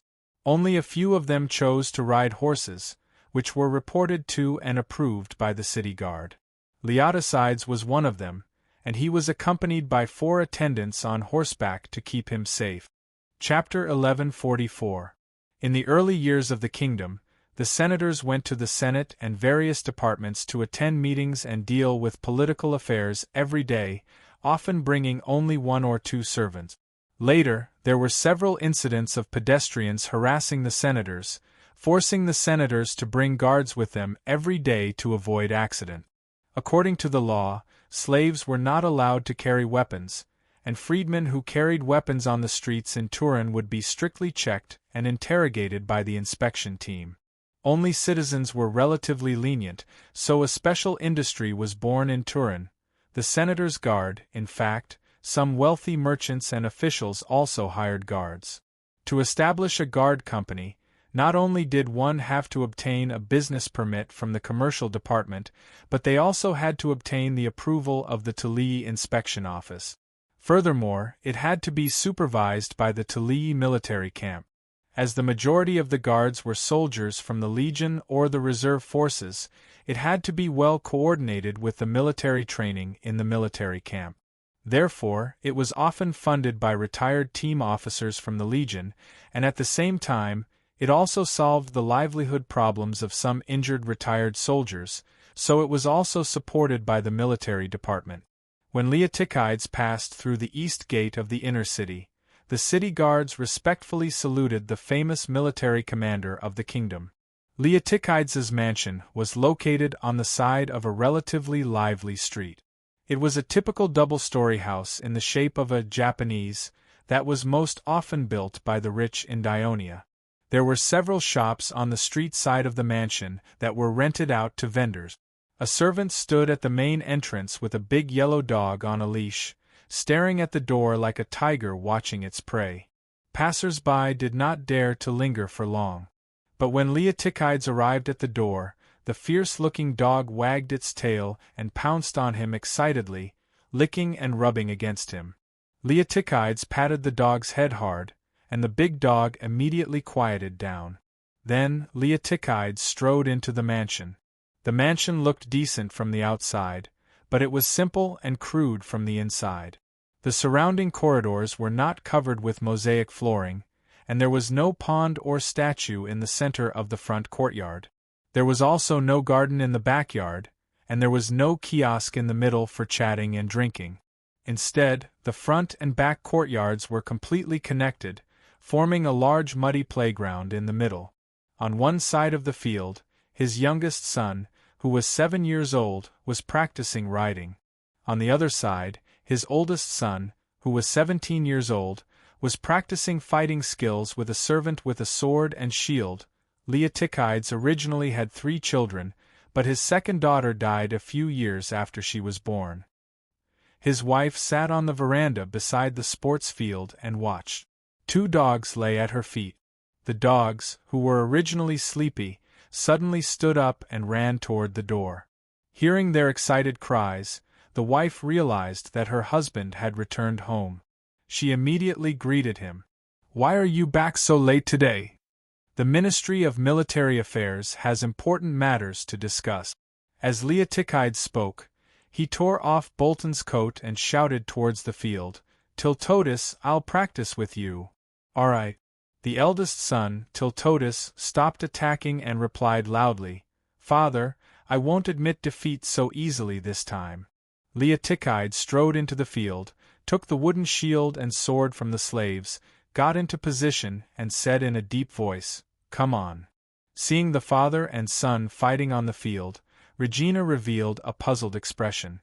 Having lived with Leotychides for so many years, she could feel that her husband was a little excited. This was too rare, and she could not help but feel puzzled. What happened? At this moment, the youngest son, Pagondas, dismounted and quickly ran to the side of the field. He picked up a jug of water and gulped it down. Regina hurriedly said, "Pagondas, don't drink too much, it's not good for your health. I soaked a big watermelon in the well, I'll cut it for you later to quench your thirst." The decoration of Leotychides' residence was very simple, unlike the residence of an elder. The only extravagant thing was that Regina had spent a lot of money to hire someone to dig a private well at the beginning of the house. The bottom of the well was relatively deep, and the water was bone-chilling. Usually, it was used to keep vegetables and fruits fresh. Pagondas obediently put down the jug of water and sat on the ground, watching his father and brother fight. Regina pulled him up and kicked him hard in the butt. "Look at you, you're all sweaty. Hurry up and take a bath." After driving the youngest son away, Regina shouted to the two female slaves beside her, "It's going to be dark soon. Don't just stand there, go to the kitchen and tell them to get dinner ready as soon as possible." 20 years had passed, and even though Leotychides had already entered the upper echelons of the kingdom and had a noble status, the broody Regina's shrewish temper was still the same. At the dining table, when Rufina asked again, "What happened today?" "His Majesty has decided to support the Thebes and send troops to the Peloponnese to attack Sparta. I will be the commander of this expedition army." Leotychides finally put down the ox bone in his hand and said with a serious expression, "His Majesty has decided to support the Thebes and send troops to the Peloponnese to attack Sparta." "Father, you're going to lead an army to conquer Sparta?" the youngest son exclaimed. His eldest son, Tiltotus, was also shocked. In the past, Leotychides did not spend much time at home. Every time he did, he would either train them or tell them stories after training. Most of the stories were about the legends and heroes of Sparta. He hoped that the children would gradually develop a sense of admiration for Sparta. However, the effect was not very obvious. The children were more eager to defeat Sparta, the treacherous villain. After all, they spent more time in school. Although Regina was careless, she was actually very smart. When she first got married, she was completely unfamiliar with the affairs of Greece. But after so many years, she had some understanding of Greece. Her husband was from Argos, so he should hate Sparta. However, he did not do so in his daily life, which made her feel puzzled. But since Leotychides did not say anything, she did not take the initiative to ask. But now, she could not help but ask, "You didn't accept the appointment, did you?" "Of course I did." Leotychides looked at his wife, and seemed to understand what she was thinking. He added, "I'm very happy to teach Sparta a lesson." This was his true thought. When he escaped from Sparta, he swore that one day, he would lead his army back to Sparta and kill all the people of Sparta who humiliated him and forced his mother to commit suicide. The reason why he was behaving so strangely in the palace hall was that he did not expect the opportunity to fulfill his vow to suddenly come to him. He was desperately trying to suppress the excitement in his heart. "Tiltotus," Leotychides continued, "this time, you will come with me." "That's great." Tiltotus was so excited that he almost jumped up. Regina suddenly reminded him, "Tiltotus is not 18 years old yet. He can't serve in the army. He will be with me as my errand boy.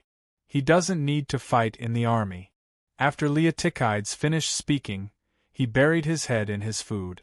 This caused the mood of his family to become restless. Although the Devers had held many meetings to analyze and judge the possible changes in the situation in Greece after the Battle of Leuctra, the development of things still exceeded their expectations. First of all, the armistice agreement between the Thebes and Sparta caught Dionia off guard. However, this did not affect their preparation for the war. the matters of the expedition were still carried out in an orderly manner. Second, Iasion's series of actions after the battle had aroused the vigilance of the Devers. They specifically ordered Aristyras to strengthen the monitoring of the territory of Thessaly. Then, the Devers originally thought that the failure of the Battle of Leuctra would cause Sparta to desperately retaliate in order to restore its prestige. However, they did not expect that Sparta would quickly sign the armistice agreement and really did not make any hostile moves against the Thebes in the subsequent period. The reason was that the impact of the battle on Greece and the entire Peloponnesus peninsula was so great that the higher-ups of Dionia did not expect it.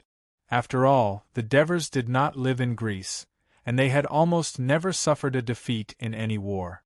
Therefore, they could not understand how the Greek people felt about Sparta. After the Messenian War and before the Hippocratic War, the Sparta had dominated all of Greece. Its long-term dominance had created an inherent concept in the Greek people: unless the enemy had a great advantage in terms of military strength, the heavy infantry of Sparta was simply invincible in battle. This was an unbreakable principle. However, in this battle, which was considered a grand scale for the Greeks, the Thebans actually defeated the Spartans despite being outnumbered. Furthermore, the Spartan king had died in battle. It should be noted that ever since Leonidas sacrificed himself at the hot spring gate of Greece, no Spartan king had died on the battlefield. Therefore, when the details of the battle spread throughout the Greek mainland, many city-states suddenly realized that the Spartans weren't that scary after all. If the Thebans could do it, perhaps they could do it too. Therefore, many city-states were stirred up. 2 months ago, after the signing of the Treaty of Callias, according to the content of the treaty, Sparta was supposed to withdraw the military commanders stationed in the city-states. However, the Sparta people had been dragging out the implementation of the treaty. Now, these city-states had boldly expelled the military commanders sent by Sparta. To make matters worse for Sparta, as an oligarchic city-state, it had always implemented and supported oligarchic systems in the city-states and allied city-states under its control. These oligarchs who held the power would then persecute the democrats in the city and increase the exploitation of the ordinary people in the country. On the one hand, it was also to satisfy the military needs of Sparta. Now, encouraged by the victory of the Thebes in the battle, the exiled democrats of the city-states had returned to their motherland, inciting the already dissatisfied people and setting off a wave of riots. Chapter 1145. This wave even spread to Agos. In fact, Sparta had never been able to control the city-states of Agos. However, due to its strength, a group of pro-Sparta councillors gradually emerged in the political arena of Agos. Now, most of these wealthy councillors were beaten to death by the angry civilians with sticks. The Thebes, without a doubt, benefited the most from this wave. As the victors of the battle, the Thebes' influence in Greece increased greatly. Not only did the remaining city-states of Piotia take the initiative to approach the Thebes, but even the Phocians, the Locrians, who were friendly with Sparta, and the Locrians, who were located in the southwest and northwest of Piotia respectively, and even the Euboeans, who were friendly with the Thebes, wanted to form an alliance with them. The reason was that they saw the weakening of Sparta's power and wanted the military support of a new power to help them resist the threat. The Phocians and the Locrians were worried about Thessaly, while the Euboeans were worried about Athens. The Thebes had mixed feelings about this. They were happy that their power had been greatly increased, but they were worried that the threat of Sparta had not been eliminated yet. They might have to face a few more powerful enemies. Needless to say, there was already a rift between the two sides in Athens. Although Thessaly was an ally, Iasion's previous performance had already shown his ambition. At this time, he was even recruiting troops in the north. When he led his army south, it was likely that the two sides would meet. Under the strong suggestion of Peropidas and Epaminonda, the Battle of Leuctra had made Epaminonda the most prestigious person in the Thebes. The Thebes government decided to form an alliance with the Phocians, the Locrians, and the Euboeans. They wanted to increase their own power as soon as possible in order to cope with future challenges. Since then, almost all of central Greece, except for the Attica region, Athens, was under the influence of the Thebes. However, the Thebes were not the biggest threat to Sparta. The biggest threat came from the Arcadia region of Peloponnesus. Arcadia was located in the middle of the Peloponnesus Peninsula. Geographically, the Laconia region where Sparta was located was separated by towering mountains to the east and west, and the sea to the south. Only the north, which was connected to the Arcadia region, was relatively low-lying, making it more convenient for troops to enter and leave. Therefore, ever since the rise of Sparta, it had been to interfere with the affairs of the city-states in Arcadia, trying to completely control them. Due to the long-term suppression of Sparta, compared to other regions of Greece, the Arcadia region had never had a city-state that had a certain degree of influence in Greece. Even before the War of Corinth, due to Mandinia's disobedience, Mandinia was located in the northeast of Arcadia region.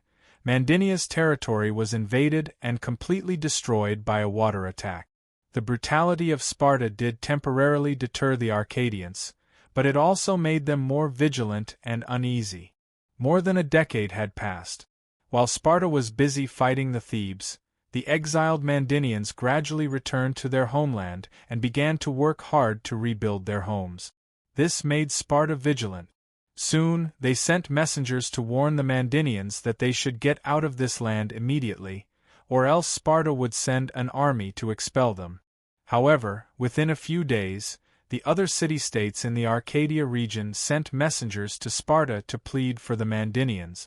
At this time, because of the continuous war, Sparta was short of manpower and resources.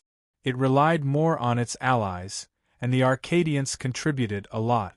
So, Sparta had no choice but to reluctantly agree to their request. Of course, the Mandinians had to promise that Sparta would once again be their leader, and they would send their citizens to help Sparta in the war. The problem seemed to have been solved, but it was not. The Mandinians began to build walls and rebuild the city.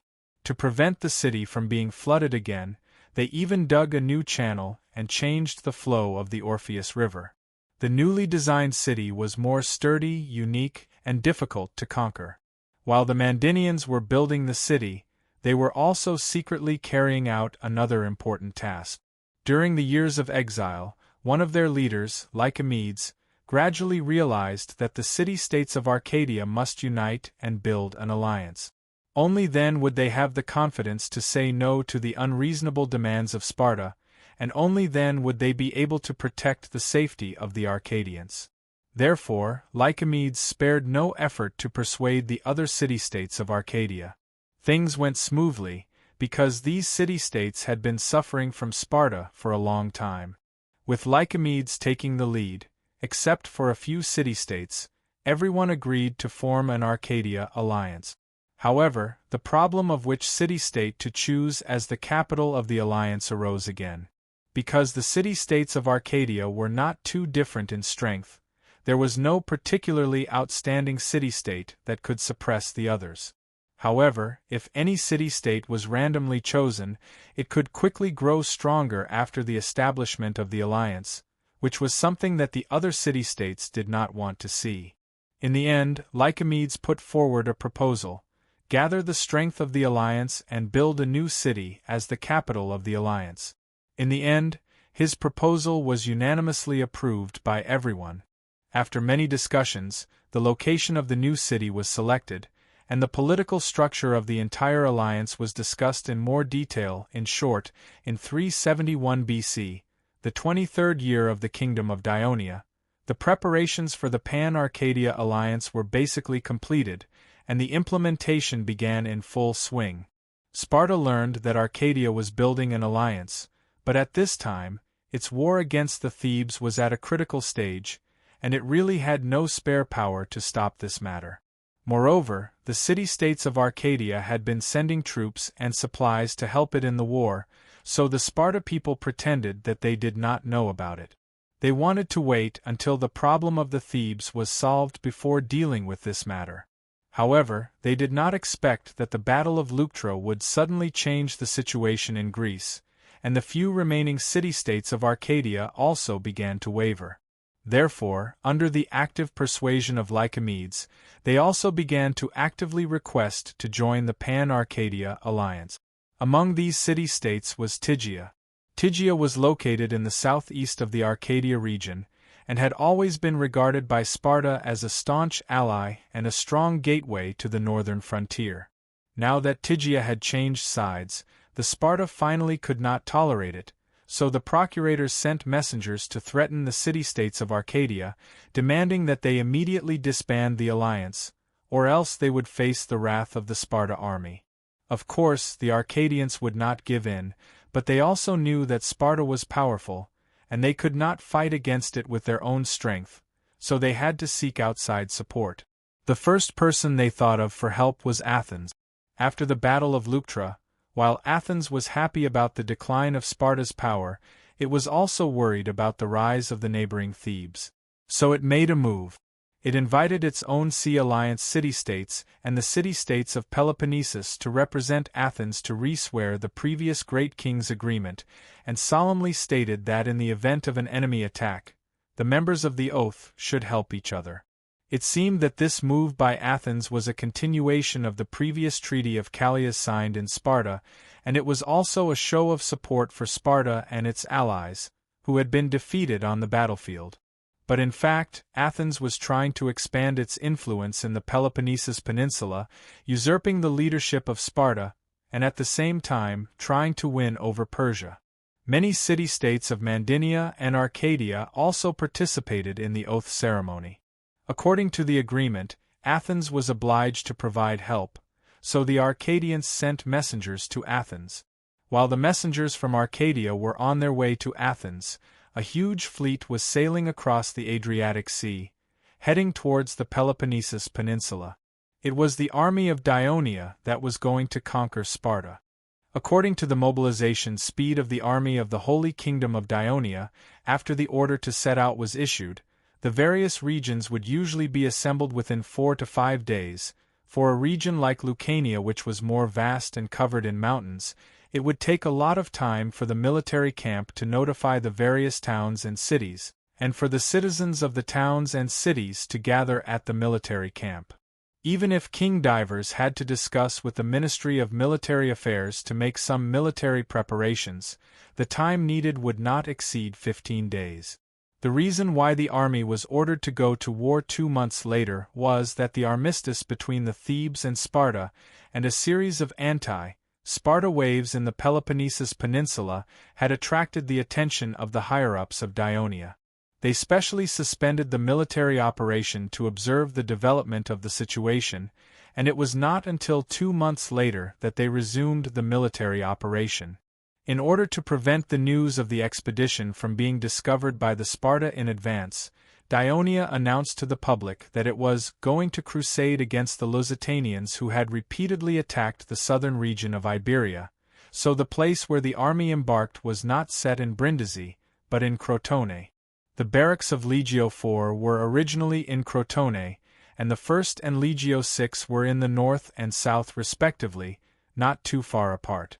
The 3 legions soon boarded the long-prepared fleet at the port of Crotone, and under the escort of the first flotilla, they sailed eastward. The huge fleet passed through the heel of Italy and rested for a night in Odlum. The next day, after sailing across the Adriatic Sea, they sailed south along the west coast of the Greek mainland. Wherever the fleet passed, the towns and cities, such as Kekila Island, were all terrified. The people of Greece had never seen such a huge fleet before. There were more than 300 transport ships, more than 500 cargo ships, and 550 warships. In total, there were more than 1,200 ships. They were spread out on the surface of the sea, spanning 5 to 6 miles. This was because the entire fleet had chosen to set out on a few days when the sea conditions were better, so the ships were arranged more closely together. Chapter 1146. Although the Greeks did not know the destination of this large fleet, they were very familiar with the symbol of black hair entwined with a double fork on the sails. In the past, they had only seen it on the merchant ships of Dionia, but now it had appeared on a warship.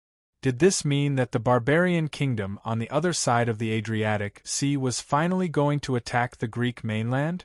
Regardless of the fear and suspicion of the Greek people, the Dionia fleet did not slow down and went straight south.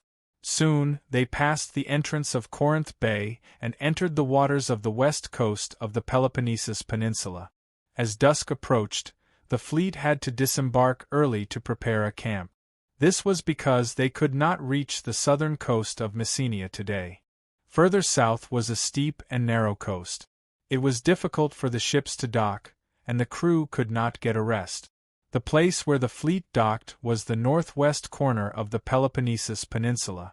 The terrain here was relatively flat, and it had been called the Elis area since ancient times. It was very famous throughout the Greek world because the Olympia was held here. There was also the famous temple of Zeus here. Of course, there were also two more famous city-states, Elis and Pisa. They had been competing for the right to host the Olympia and had always been enemies. The location where the Dionia fleet disembarked happened to be within the territory of Elis. Seeing the dense number of ships swarming to the coast and thousands of soldiers rushing to the beach, the neighboring Greek people were frightened and ran inland with their families. The people of Elis soon received the news and were also very panicked. Although they had little contact with the Dionia, they had never provoked this behemoth in the west. Without any warning, why did the Dionia send an army to invade their territory? The Council of Elis carried out an emergency military mobilization for the citizens in the territory and held an urgent discussion. They even came to a conclusion. It was said that the Dionia people believed in Hades and did not recognize Zeus as the king of gods. Could it be that this time, they came to destroy the temple of Zeus? The counselors of Elis sadly found that if this was the case, in order to defend the god Zeus, the people of Elis had to fight to the death. Just when the Elysians were feeling pessimistic, they received an urgent notice from the city guard. An envoy from Dionia had come to visit. Tisias, a citizen of Dionia and a native of Tyndaris, had served as a Tyndaris general for several consecutive terms. He had a high prestige among the people of Tyndaris. Later on, he responded to the request of the people, held and presided over the citizens' assembly, which finally allowed Tyndaris to be incorporated into the kingdom of Dionia. Because of that, he also became the kingdom's elder. When the news that the Devers had approved the Dionysian army to attack Peloponnesus and rebuild Messenia reached the Senate, he took the initiative to see the king of the Devers, hoping to follow the army, as his ancestral home was Messenia. At this time, Tisias walked to the center of the assembly of Elis with his head held high.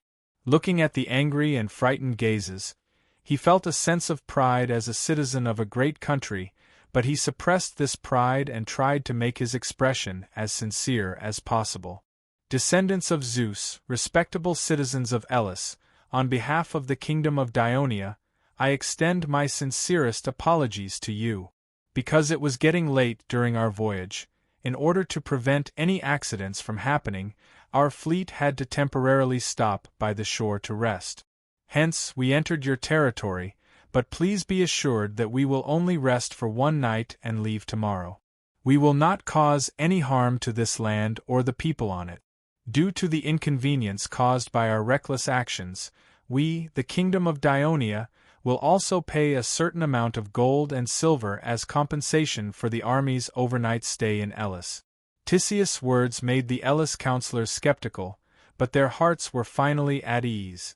There was a commotion in the assembly, and the senators discussed in whispers for a while before someone stood up and said, "People of Dionia, your reckless actions have indeed caused great trouble to Elis, but if things are as you said, we are still willing to forgive your reckless actions." Elis was not a city that was easy to talk to. Not to mention the decades of conflict between it and Pisa, during which it had fought several wars with Sparta. However, the reason why the senators of Elis were so reasonable at this moment was because of the sudden arrival of the Dionia and the large number of their army, which made them feel that they could not defeat them, so they wanted to send this god of plague away as soon as possible. Then, another senator asked curiously, "May I know where your army is going?" Tisius was waiting for this question, so he immediately asked back, "Have you heard of the city of Tyndaris in Sicily?" Tyndaris should be a city-state established in the northeast corner of Sicily with the support of the original tyrant of Syracuse, Dionysius. It is said that more than half of its citizens are from Messenia, and later, Tyndaris defected to Dionia. Said a senator. Not defected, but the citizens of Tyndaris collectively decided to join Dionia. Tisius corrected him loudly, then continued, "When the people of Tyndaris joined the holy kingdom of Dionia, the king of Devers made a promise that, one day, he will help Messenia achieve independence, and free the Messenians who had been enslaved. But not long after that, due to the influence of the war, Dionia and Sparta signed a long-term peace agreement, and this promise was temporarily put on hold until this year, when the people of Sparta tore up the peace agreement with us, Dionia." Tisius had a gloating smile on his face, and said loudly, "The king of Devers finally has the chance to fulfill his promise, so the Dionysian army that you see is heading to Messenia to chase away the people of Sparta who have occupied the area for hundreds of years, and to make Messenia the home of the Messenians again." At the end of his speech, Tisius became excited, as if a flame had suddenly been ignited in the hall, and the people of Elis present were shocked and excited. This news was too shocking. The hegemon of the western Mediterranean, Dionia, had declared war on Sparta. Why were the people of Elis so excited? Wasn't it also a member of the Peloponnesus alliance? Elis was indeed a member of the Peloponnesus alliance, but ever since the king of Sparta, Arsus, Leotychides' father, led an army to invade Elis territory, defeated it, and even occupied part of its territory, the people of Elis gradually drifted away from Sparta. In the subsequent military campaigns led by Sparta, the people of Elis contributed very little. To punish them for their disobedience, the people of Sparta even gave the right to host the Olympia to Elis' nemesis, Pisa. In the Peloponnesus alliance, Elis was gradually being marginalized. What worried the people of Elis even more was that during the Armistice Conference in Sparta, besides Thebes, Elis was the second city-state that did not sign the agreement. According to the agreement, each city-state must be independent, and the people of Elis would never allow the towns under their control to become independent. Therefore, Elis also refused to participate in the swearing ceremony held in Athens. As a result, Elis was too isolated in the western part of the Peloponnesus peninsula. Therefore, during this period of time, when the people of Arcadia and Sparta fell out because of the establishment of the alliance, the people of Elis were wild with joy. A few days ago, they specially sent messengers to Megalopolis to express their support for the people of Arcadia. Now that the kingdom of Dionia declared war on Sparta, there was no doubt that it was another shot in the arm. In this boiling uproar, suddenly, someone shouted hoarsely, "Dear messenger of Dionia, you just said that the kingdom of Dionia will let the Messenians rebuild their homeland. Who are the Messenians you are referring to?" Tisius fixed his eyes on the person who spoke. It was the person who had answered Tyndaris's question. He had a rough idea in his heart. He said loudly, "All the Messenians who were enslaved by the Sparta, living in Messenia and Laconia, and all the Messenians who were forced to live in exile in other city-states, as well as their descendants, will be regarded by the holy kingdom of Dionia as citizens of the Messenian city-state that will be established. The holy kingdom of Dionia welcomes them to return to the homeland where their ancestors lived and rebuild their homeland that truly belongs to them. In fact, I am a Messenian. This time, I will personally witness the Dionysian army defeating the Sparta bandits that have occupied our homeland for hundreds of years.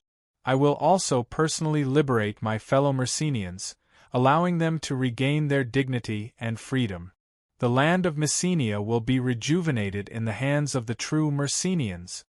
After hearing Tisius' words, the counselor's eyes suddenly turned red. he could not help but open his mouth and sing. At the foot of the towering and precipitous Mount Taygetos flows the clear and gentle Pamesus River. The majestic Edom Rock protects the beautiful city of Messenia.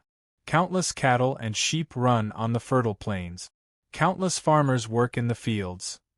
Tysius was stunned for a moment, and then he sang along.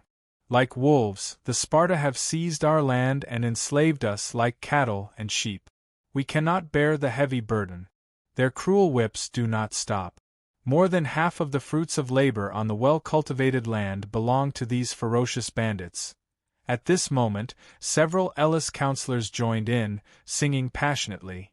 Gods of Olympus, if you are willing to protect Messenia, I am willing to sacrifice my daughter like the hero Aristodemus, and then fight to the death. Gods of Olympus, please bless me. I will be like Aristophanes, fighting all my life. As long as the people can be saved, I am willing to go through hardships, to be covered in cuts and bruises, to be left with nothing. At the end of the song, the voices of 7 or 8 people drowned out the noise in the hall.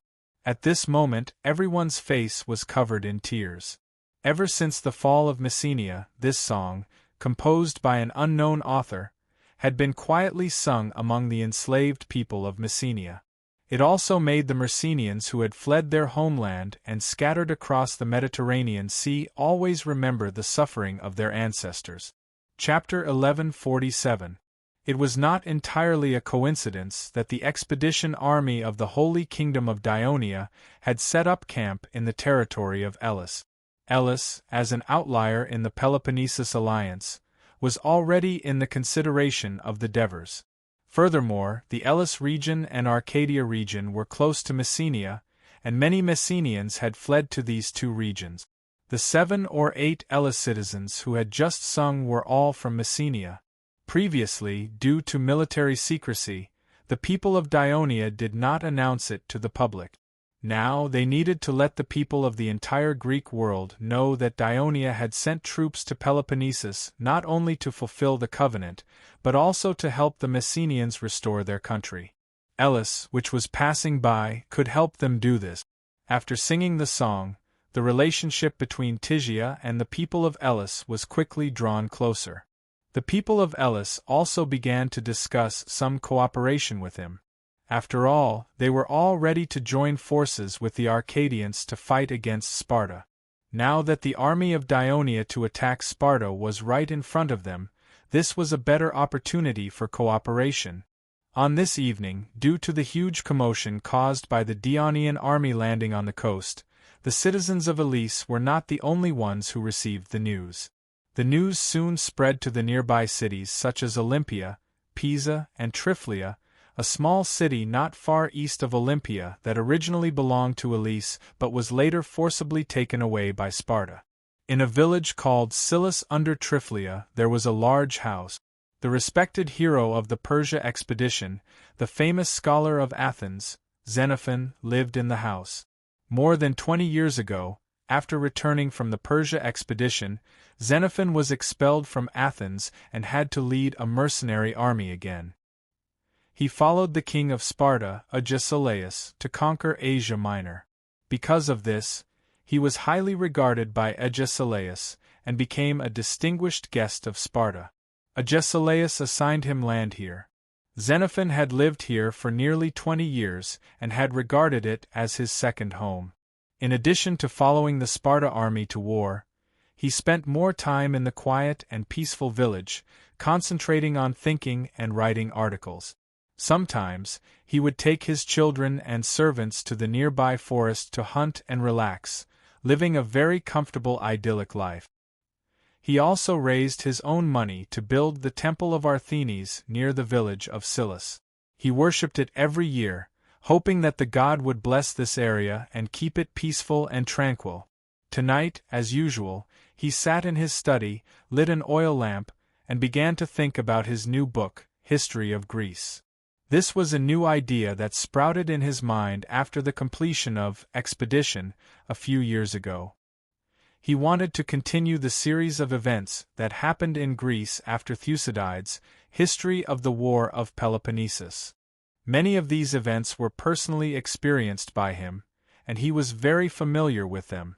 Just as he was thinking and writing, a sudden shout broke the silence of the village, and it did not disappear quickly. Instead, it caused the whole village to boil. Xenophon had no choice but to put down his pen and walk out of the study. As soon as he walked into the courtyard, he ran into his eldest son. He said in a slightly panicked tone, "Father, I heard from the villagers that the army of Dionia has landed on the coast of Elis and is preparing to attack inland." Dionia declared war on Elis? How is this possible? Dionia and Elis had never been in contact, and there were no signs beforehand. How could a war suddenly break out? Xenophon was puzzled and immediately asked, "Is this news you heard true?" "I heard from the villagers that a few Olympia priests happened to go to a village in Elis to attend a funeral. They saw with their own eyes that the ships of Dionia were anchored on the beach, and they could not see the end of it." Xenophon's expression turned solemn. He thought for a moment and said to his son, "Go out and tell the villagers that I'm the one who said it. Tell them not to panic. Even if the Dionysian army is really going to attack inland, it's still far from here. We have enough time to make preparations. Let them go home and rest. Don't make a ruckus in the middle of the night. It'll easily cause panic and accidents." Not long after his son went out, the noise gradually subsided. Xenophon's prestige in this village was evident. Xenophon had no desire to write at this time. He paced back and forth in the courtyard irritably, recalling the matter of Sparta wanting to end the peace agreement with Dionia early. He was very uneasy about it at that time, but unfortunately, his words carried little weight. Even Agesilaus' strong opposition could not stop it. Now, not long after the agreement was suspended, the army of Dionia set foot on the land of Elis. How much impact would this have on the situation in Peloponnesus and the entire Greek mainland? Xenophon had just been to Thurii, and he had a deeper understanding of the strength of the kingdom of Dionia. At the thought of this terrible beast finally breaking out of its cage and pouncing on the Greek mainland, he could not help but tremble all over. There was only one thought in his mind: immediately rush to Sparta and tell them about this matter. Let them quickly discuss a good way to put this beast back in its cage. But was there really a good way? Xenophon looked up at the dark night sky and remembered the smile on his face when he met the Devers, but his eyes were unreadable. The next morning, the crew of Dionia pushed the ships away from the beach. The soldiers quickly boarded the ships, and the entire fleet continued to sail south. Seeing that the people of Dionia had really left, the people of Elis breathed a sigh of relief. Next, they could not wait for the upheaval in the south to happen. There was one more person in this Dionia fleet. It was the descendant of Messenia, the Elis counselor, Ionicus, who had spoken to Tisius previously. He had taken the initiative to apply to follow the army as a liaison between Elis and the Dionysian army. At the same time, he was also a guide. Therefore, he was approved by Commander Leotychides to appear on the flagship of the First Fleet. At this time, he pointed to the coast in front of the left and said in a trembling voice, "After this promontory, we will enter the waters of Messenia. Don't be nervous. We have so many warships. The fleet of Sparta will not dare to attack us at all," Tisius comforted him. "I'm not nervous. I'm just a little excited." Ionicus let out a long sigh. Tisius looked at him and nodded sympathetically. He said softly, "Me too." At this time, the lookout on top of the flagship's mainmast shouted, "Raise a yellow flag on the clippers in front." Sicerion, who was standing at the bow of the ship and looking ahead, immediately said to the flagship's captain, "Tell the first B squadron to maintain their formation and continue forward. Ignore them unless they attack." "Yes, sir." The reason Sicerion dared to give such an order was because he knew that Sparta's current warships did not exceed 40, and more than half of them were from their allies. They were not enough to pose a threat to the First Fleet at all. In the entire Greek mainland, perhaps only the fleet of Athens could slightly raise Sicerion's spirits. In reality, it was 2 Sparta patrol ships that appeared in front of the first flotilla. Originally, they only wanted to warn the Dionysian fleet to stay away from the coastal route, but the first flotilla ignored them and went straight ahead. Hundreds of warships approached them riding the wind and waves. The sailors of Sparta had long been terrified, so they quickly turned around and retreated to the south. The difference between the Sparta navy and the army was like the difference between heaven and earth. Other than a great victory at the Sheep Horse River under Lysander's leadership, they did not have any other glorious achievements. In the past few years, they had been beaten by the navy of Athens repeatedly. Their morale was extremely low, and right now, they did not dare to challenge the enormous Dionysian fleet. Soon, no more Sparta warships appeared in the vicinity. The entire Dionia fleet sailed south along the coast smoothly. On one hand, it was more convenient to ensure the safety of the troop transports and supply ships, and on the other hand, it was convenient to observe the situation on land. However, what the crew saw were mostly continuous mountain ridges. Only near the coast could they see a stone tower every 1 or 2 miles. These are the towers that the Sparta forced the Myrcenians to build, but their purpose is to monitor the Myrcenians and prevent them from escaping, Ionicus said in a heavy tone. There are many similar facilities in the north of the Myrcenian territory. The Sparta made the whole of Messenia into a cage to imprison the Myrcenians. Back then, my father and nearly 200 people could not bear the cruel oppression and killing of the Sparta, so they desperately tried to escape Messenia. In the end, less than 15 people managed to escape to Elis alive. After listening to this, Tisius was silent for a long time.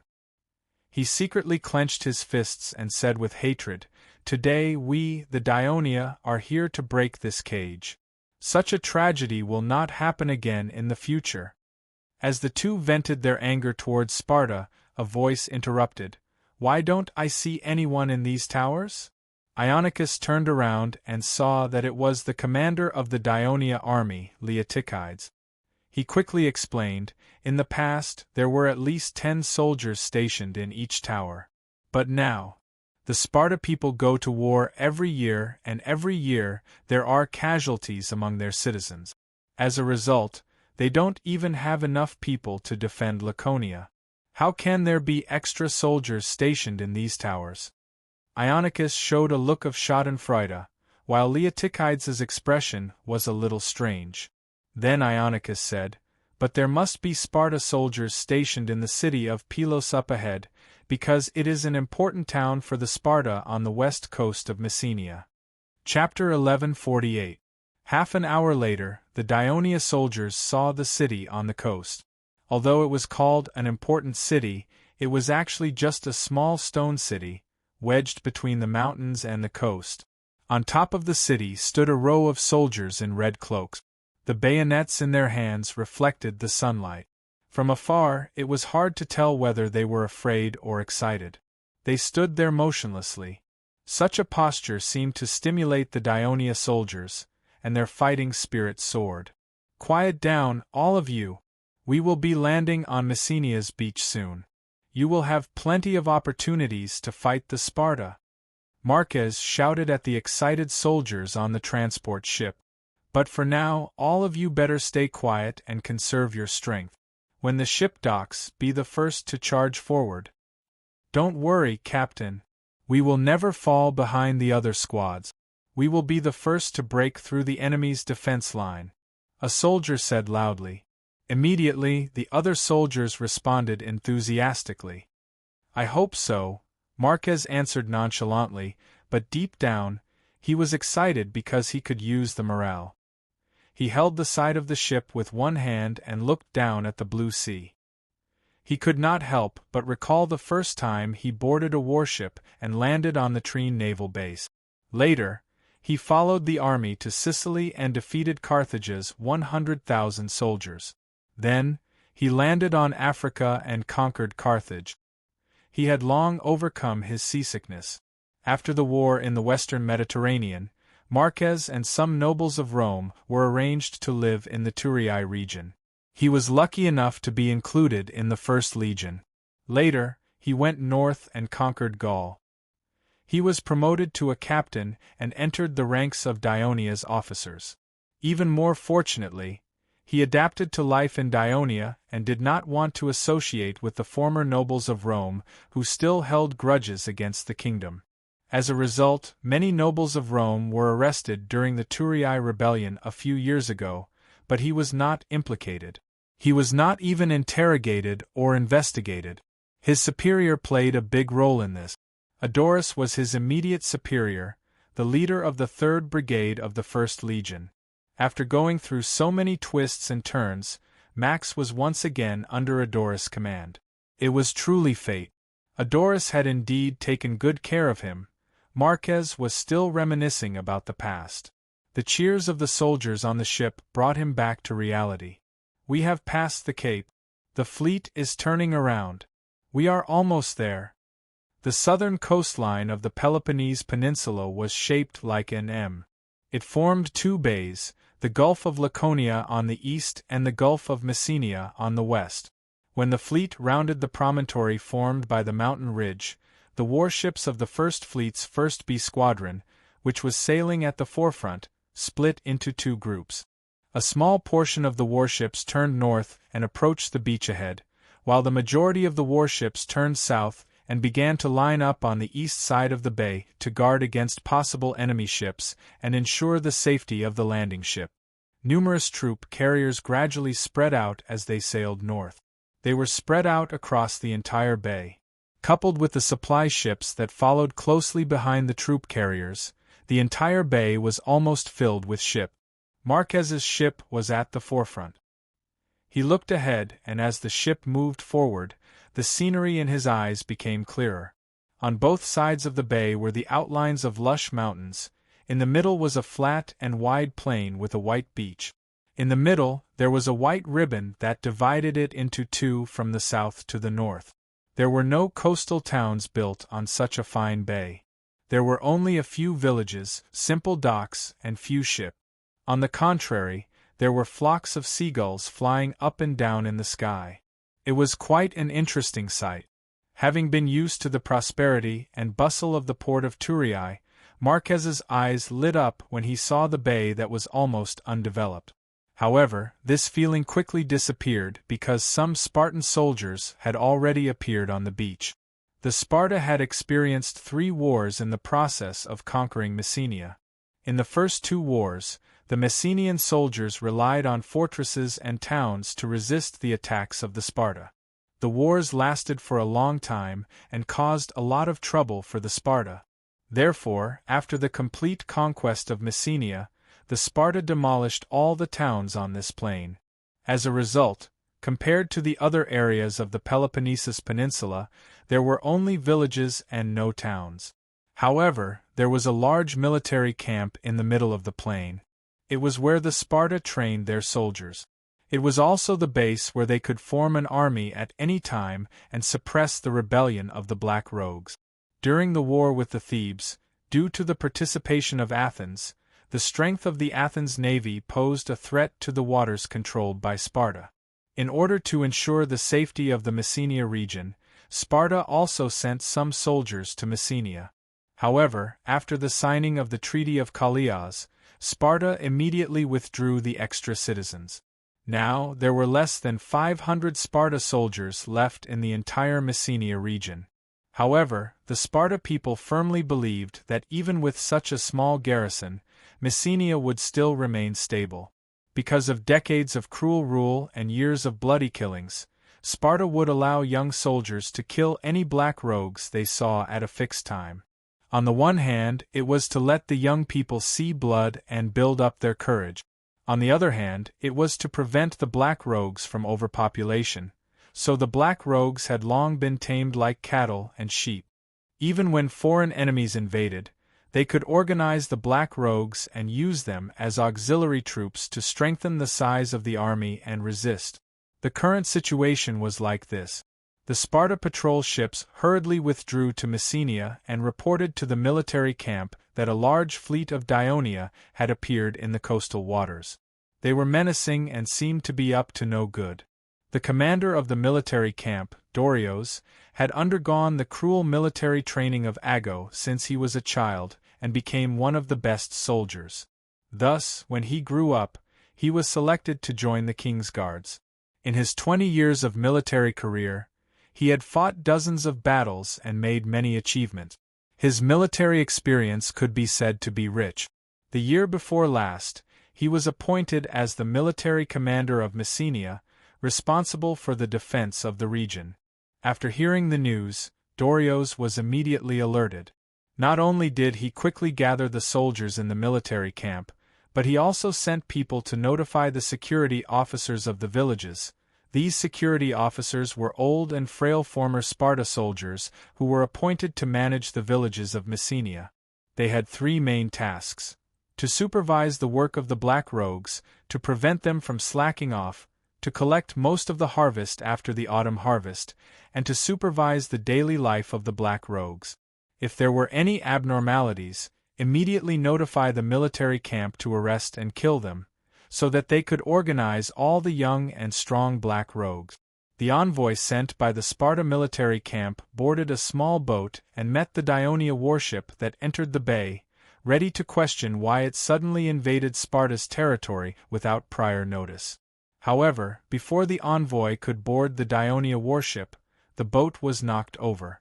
The enmity of the Dionia people was obvious. Dorios, who received the news, immediately led the Sparta soldiers to the beach. At the same time, he ordered the security officers of the villages to bring the Black Rogues to the beach as soon as possible. When he hurried to the beach, Dorios could not help but be dumbfounded. All he could see were the endless ships of Dionia. This kind of earth-shattering momentum made Dorios, who had experienced hundreds of battles, feel his scalp go numb. In the past few decades, Messenia, which was ruled by Sparta, had been invaded. During the War of Peloponnesus, the Athens fleet had attacked this area many times. However, the number of Athens soldiers who landed on the shore was not large. Most of the time, before the Sparta reinforcements arrived, the Athens fleet had fled by ship. Even when they launched an attack on the camp, they were defeated by the Sparta soldiers who outnumbered them. At that time, the Athens army rarely fought with the Sparta warriors on land. It was the first time that Dorios encountered such a large-scale landing operation.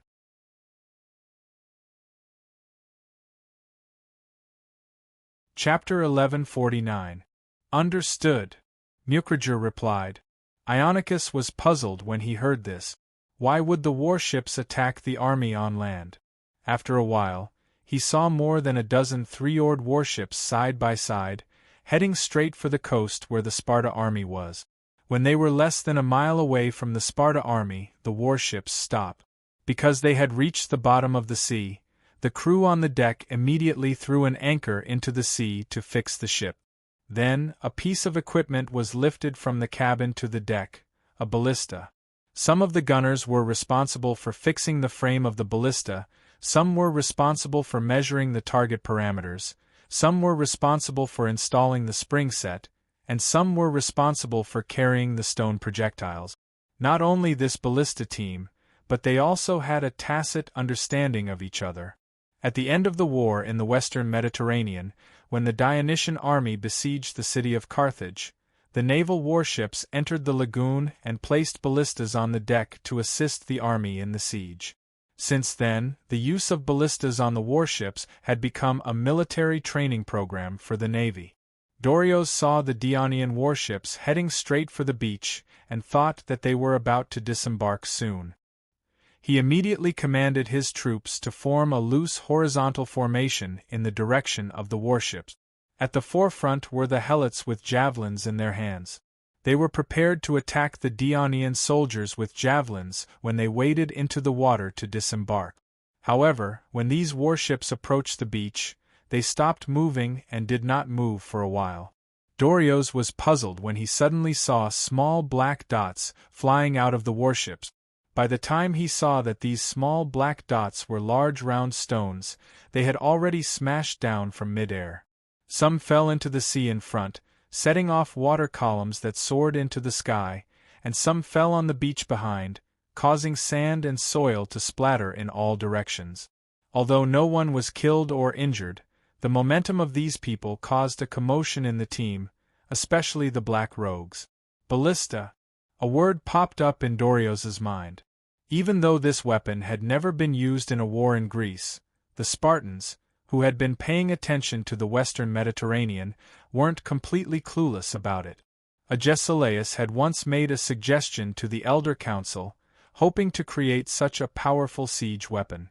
The Elder Council had also agreed to his suggestion, but a city-state that had no other professions other than warriors and was passionate about military training but abandoned science, art, and entertainment did not have the technology to create such a weapon.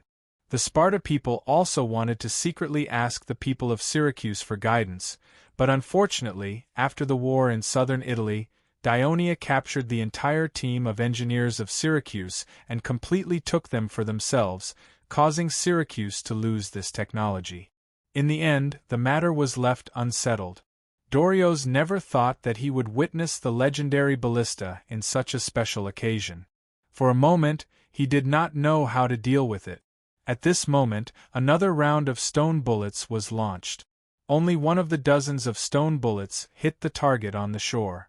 After all, the warship moved along with the waves, and it was difficult for the ballista to aim accurately. However, the effect of this stone bullet was very obvious. It smashed the head of one of the Black Rogues into a bloody mess, causing the surrounding Black Rogues to turn around and flee in terror. Dorios hurriedly ordered the Sparta warriors to slaughter the first Black Rock that ran away. Only then did the rest of the slaves manage to maintain their formation. Not long after, the sound of bugles could be heard from the sea. The hundreds of transport ships that were originally docked behind the warship began to move against the receding tide. The Dionysian army had begun to disembark. The transport ship that Max was on was heading towards the direction of the enemy on the shore. He had once landed on the coast of Africa and the coast of Mountain Gaul, so he was no stranger to landing on land. However, this was the first time that he was intercepted by the enemy. Therefore, he did not follow the previous two methods of asking the soldiers to help the sailors row the ship so that the ship could reach the shore faster. Instead, he asked the sailors to put on their armor and weapons as soon as possible and sit quietly on the ship to conserve their energy. The transport ship was moving forward in the tide at a slow speed. This was actually a good opportunity for the Sparta army on the shore, but unfortunately, the Dionysian army came too suddenly. Sparta did not have archers, and they did not have time to recruit archers from their allies. Therefore, they could not fire arrows at the transport ship. The transport ship finally ran aground near the beach, less than 100 meters away from the Sparta army on the shore. Just as Max urged the soldiers to quickly disembark, the Sparta warriors on the shore also ordered the Black Rock with javelins to attack the enemy that had not yet landed on the shore. The Black Rock soldiers waded forward in fear, paying more attention to the stone bullets whizzing past in the sky. Max led the soldiers into the waist-deep sea one after another. He did not rush to the shore. Instead, he ordered the soldiers to gather together while observing the positions of the other battleships on the left and right side. Advance!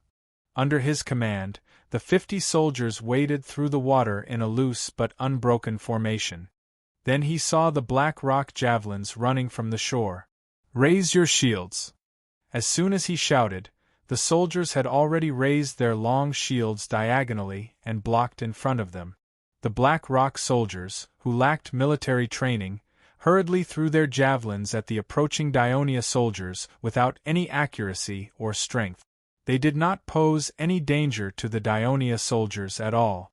On the contrary, after wading forward for a distance, the soldiers of the Legion of Dionysia also threw their javelins with all their might.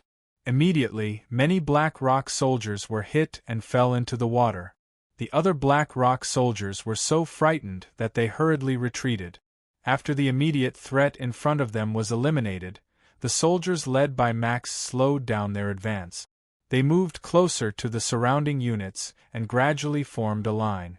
Dorio's, who was on the shore, originally thought that after the ships of Dionia soldiers jumped into the sea, they would speed up and rush to the shore. Their strength would definitely be dispersed, which would be advantageous for him to concentrate his troops and defeat them one by one. However, he did not expect the Dionia soldiers to be so steady and experienced. They gradually formed a formation while wading forward slowly, and the formation was constantly getting thicker and longer. Dorio's turned his head to look at both sides. There were already countless Dionia soldiers on the beach in the distance, and began to surround them. Dorio's felt nervous, but he only hesitated for a moment before making a firm decision. Quick, retreat! Retreat! Although some of the Sparta soldiers were unwilling, they were known for their discipline. As soon as the order was given, all the soldiers quickly began to retreat, and the Black Rock soldiers scattered.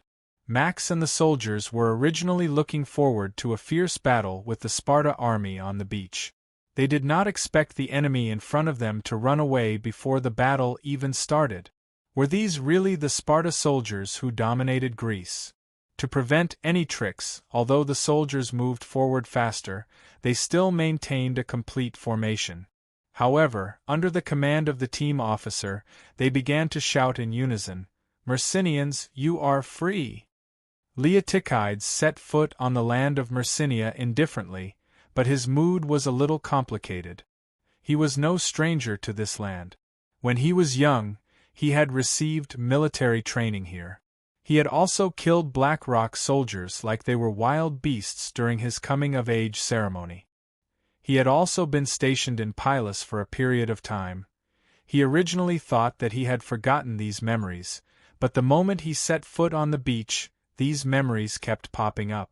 Leotychides and dozens of guards walked forward slowly, step by step, on the soft sand. Tisias and Ionicus, who were originally beside him, had long disappeared. They were anxious to appease and persuade the Black Rock soldiers to surrender. An officer with a purple tassel on top of his helmet ran towards Leotychides and gave him a military salute. "Adoris, how was the battle?" Even in the face of the adopted son of the king of Devers, Leotychides' expression was still as indifferent as he was to other officers. Adoris replied with some frustration, "They say that the Sparta people are the bravest warriors in Greece. I think that's a lie. They are as timid as rabbits. They ran away before the battle even started, and they ran very fast. Before we could surround them, they had already fled into the mountains in the east. If only the cavalry could attack. Leds told me that their horses have been on the ship for a few days and are not in good condition. They need to rest for a few days before they can go into battle. Otherwise there will be problems," Leotychides said calmly. "It seems that you have gained nothing this time?" When we chased them to the Sparta camp, there was a Sparta officer and a few warriors guarding the door. At this point, Attilus's face became more solemn. "They asked to fight with our soldiers alone. They even injured a few of us. In the end, we killed the few Sparta warriors and captured the officer." Leotychides did not care much about such trivial matters. Instead, he asked, "How is the condition of the Sparta camp?" Adoris immediately understood what he meant and replied, "It's very intact. There is no damage. However, the area is not too big. It can barely accommodate a legion." Leotychides looked at the sky and looked around. There were naked black roofs obediently following behind the Dionia soldiers. He lowered his head and pondered for a moment. Then he replied, "Mucilu, immediately inform Sicerion that the battle has ended. Let him lead all the warships to dock at the beach and build a camp. I will send soldiers of the 4th and Legio 6 to assist them." Chapter 1150. Also, send someone to inform Tigia. Ask him to lead the people from Tyndaris to persuade and mobilize as many black rogues as possible to help us unload the cargo from the ships. Muciger received the order and left. Leotychides then said to Adoris, "Go and inform the soldiers of the 1st Legion to stop pursuing the enemy and to stop marching north. Immediately gather at the Sparta camp and seize the time to expand the camp. Also, where did the Sparta soldiers escape into the mountains? Send 2 soldiers to take me there. Leotychides could roughly guess where the Sparta soldiers might have escaped from, but he still needed to confirm it with his own eyes in order to prepare the defensive arrangements. Having witnessed the power of the Dionysian army's ballistae, Dorio's realized that even if he retreated to the camp, he would not be able to defend for long. Due to the constant invasion of foreign enemies, the Sparta camp in Messenia was not well equipped and was rather crude. Therefore, he decisively issued 2 more orders. First, he handed over the command of the army to his adjutant and ordered him to lead the soldiers to retreat to the Lagonda Pass in the Taygetos Mountains. This was to preserve as much as possible the 400-strong Sparta army of Sparta soldiers. Second, he sent a messenger to the city of Pylos on the west coast to inform the soldiers in the city that the Daionia army had landed in Messenia and ordered them to abandon the small city and retreat to the north as soon as possible. Dorio's, on the other hand, decided to stay. Even if he died at the gate of the camp, he would not want to escape. He knew that although the enemy was strong and retreating was completely reasonable, the loss of Messenia was definitely a big deal for the Sparta people. The resentment and rumors of the people would always surround him. As a former member of the King's Guard and a veteran of more than 20 years, he did not want his honor to be slandered. Unfortunately, he only managed to kill 1 Daionia soldier before he was stabbed in the thigh by the enemy and became a captive. Despicable Daionia! At this moment, he was carried by 2 soldiers into the tent. Under the candlelight in the tent, he saw a Daionia general in black armor sitting in front of him. He had short hair and no beard. It was said that the Daionia people had a strange habit of not growing their hair. But judging from his appearance, he was not younger than 50 years old. Sparta, tell me, how many soldiers do you have in Messenia? How many of them are Sparta warriors? Leotychides asked coldly. Dorio's didn't answer. He just stared at Leotychides' face and couldn't help but take a few steps forward. The guards on both sides immediately pulled him back and shouted, "The commander is asking you a question, hurry up and answer." Dorio struggled to break free from the soldier's grip and shouted excitedly, "Leotychides? You are Leotychides?" Leotychides was shocked. He thought that after leaving Sparta for so many years, he had changed a lot, and most of the Sparta people who were familiar with him had either passed away or retired. They would not be able to recognize him on the battlefield. He did not expect that his identity would be exposed as soon as he set foot on the land of Peloponnesus. Mucrager immediately shouted, "This is the commander of the Dionysian army, Prososus. He once led the army to defeat Carthage's army, captured Syracuse, and conquered Gaul. He is the famous and ever-victorious general of the kingdom of Daionia. Man of Sparta, stop your nonsense and answer the general's questions truthfully. If you perform well, we will consider letting you go back to Sparta." He really is Leotychides, the son of the former king of Sparta, Arsus. Dorio's was still stubbornly pointing at the general of Daionia in front of him and said loudly, "I will never mistake him for someone else. The scar on his chin was left by the alpha wolf when we were sent by our instructor to hunt a wild wolf. If it wasn't for me, he would have been bitten to death by the wolf." Dorio's words were so convincing that the others in the tent subconsciously looked at Leotychides. Indeed, Prososus did have a rather obvious slender scar on his chin. If Leotychides had grown a beard and tied up his hair, Dorio's would not be too sure. But now, other than the wrinkles on his face, Leotychides did not look much different from when he was young. With the continuous reform of the regime in Sparta over the past few decades, the power of the king was almost gone. But other than the right to command the army, there was another right that had never been taken away. That was, the princes did not have to participate in the cruel military training since young. Otherwise, babies like Agesilaus, who was born with a foot problem, would have been thrown into the valley. But Leotychides was one of the few royals who volunteered to participate in Agesilaus' training. Naturally, he received a lot of attention from the other Sparta youths in the military camp. Leotychides, on the other hand, rarely paid attention to other people. It was just that the wolf kiss that almost killed him left a deep impression in his memory. So even though the Sparta man in front of him was dirty and covered in blood, he could roughly guess who he was. This world is so small. Leotychides sighed in his heart. Then, he said in a deep voice, "Leave this captive. All of you are dismissed." Mucius stared at Leotychides. Seeing his calm and determined expression, he opened his mouth but did not say anything in the end. Instead, he turned around and left the tent. 2 guards were a little hesitant. "Commander, it's too dangerous to leave this Sparta man alone in the tent. Do you think I'm afraid of an injured Sparta man? Get out," Leotychides said firmly. The guards obediently left, leaving only Leotychides and Dorios in the tent. The two looked at each other. After a while, Leotychides broke the silence. He pointed at the wooden stool beside him and said, "Have a seat." Dorios did not hesitate. He dragged his injured left leg and sat on the stool. "I didn't expect to meet you here, Dorios," Leotychides said slowly. "I also didn't expect that the Prince of Sparta would become the general of Dionia." Dorios sighed with a hint of sarcasm in his voice. "Why not? Agesilaus became the king. If I didn't escape from Sparta, would I want to stay in Sparta and be constantly accused of being a bastard? Then, like my mother, suffer injustice and commit suicide?" Leotychides' voice was trembling.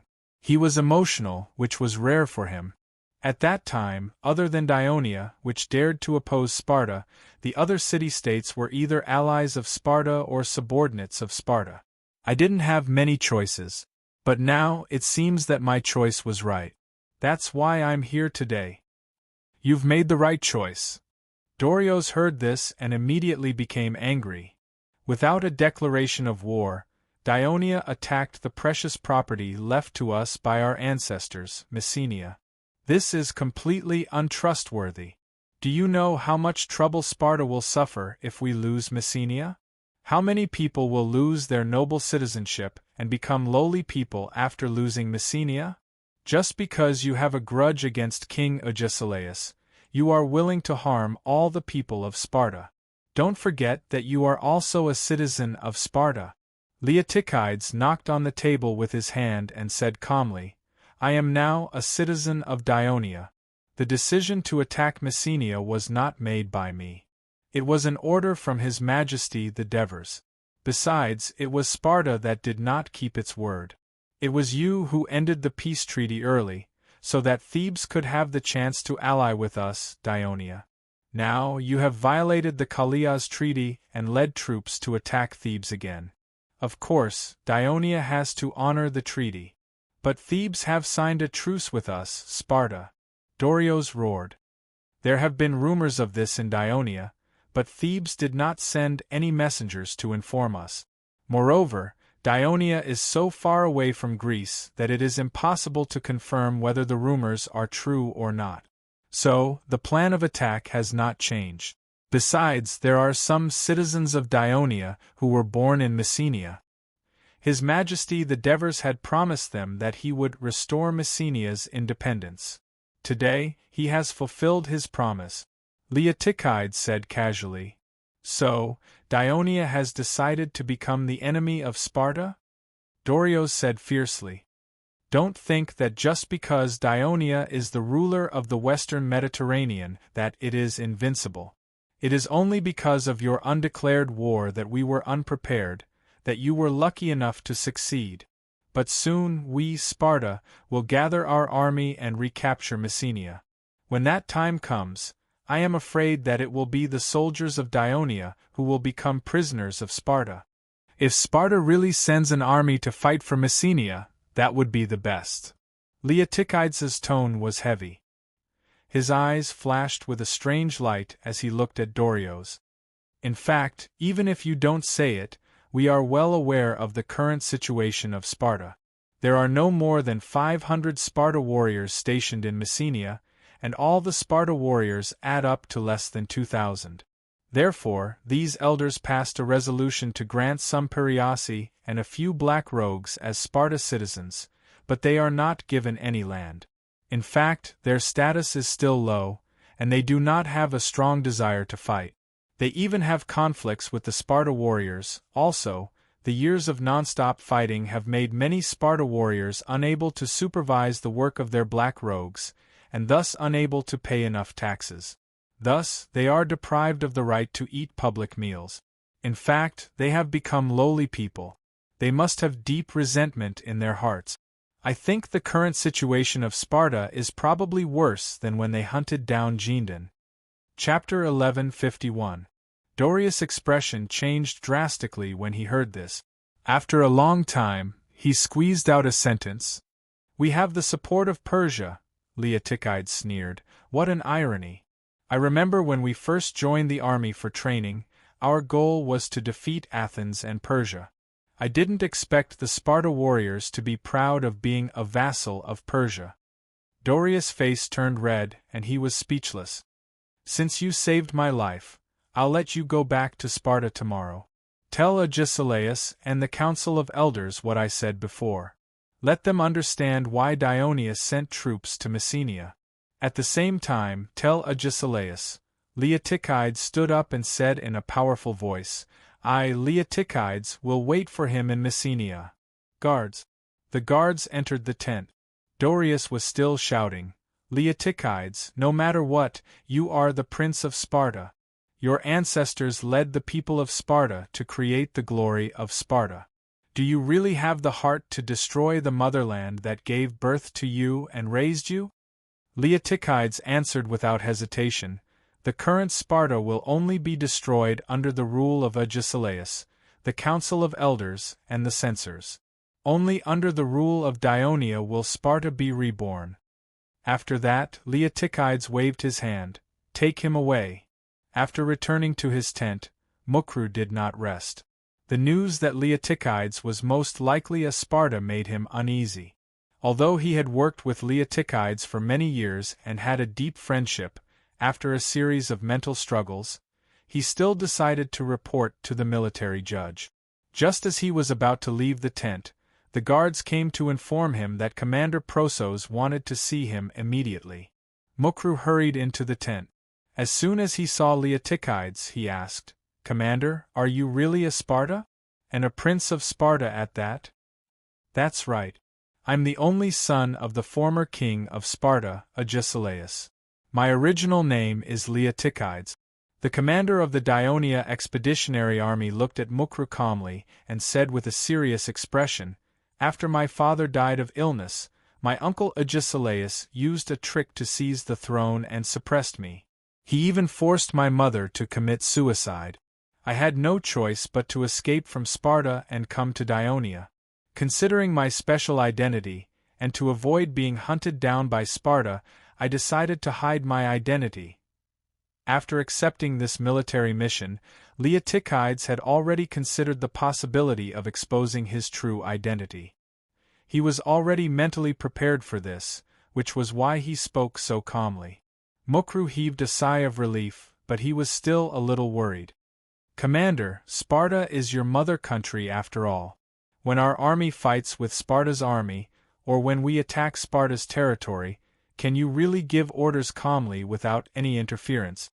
Leotychides replied impatiently, "I've already said that I'm a citizen of Dionia.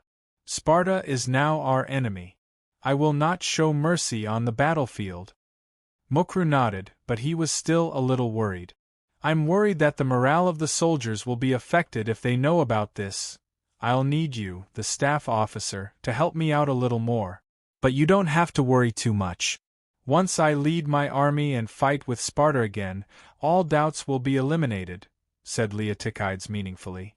In the past, the Dionysian army had an adjutant who was responsible for assisting the military commander. In recent years, the Dionysian army had undergone a new reform. The adjutant was abolished and a new advisor was added. This increase and decrease did not change much in terms of numbers, but there was a significant change in the responsibilities. The advisor was appointed by the Staff Department of the Ministry of Military Affairs. Not only did he have to assist the military commander in handling various military affairs, he also had the right to make suggestions and supervise the military commander. Also, if the military commander was injured or unable to take command due to other reasons, he also had the right to temporarily take command.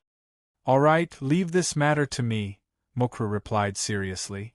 As soon as he finished speaking, the tent was pushed open. Tiltotus barged in and said anxiously, "Father, I heard that you're a citizen of Sparta? Is this true?" Mukru immediately gave Leotychides a look, which meant, "Look, the news has already spread." "Where did you hear this news?" asked Leotychides with a serious expression. "That Sparta prisoner has been shouting loudly, and many soldiers heard it. Is this true?"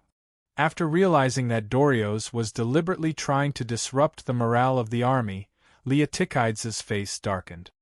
He immediately called the guards and gave an order: "Beat Dorieus up, then gag his mouth." Seeing that Leotychides was explaining the situation to his son, Mukru quietly walked out of the tent. After receiving the news, several commanders, military judges, and Tisius visited Leotychides one after another.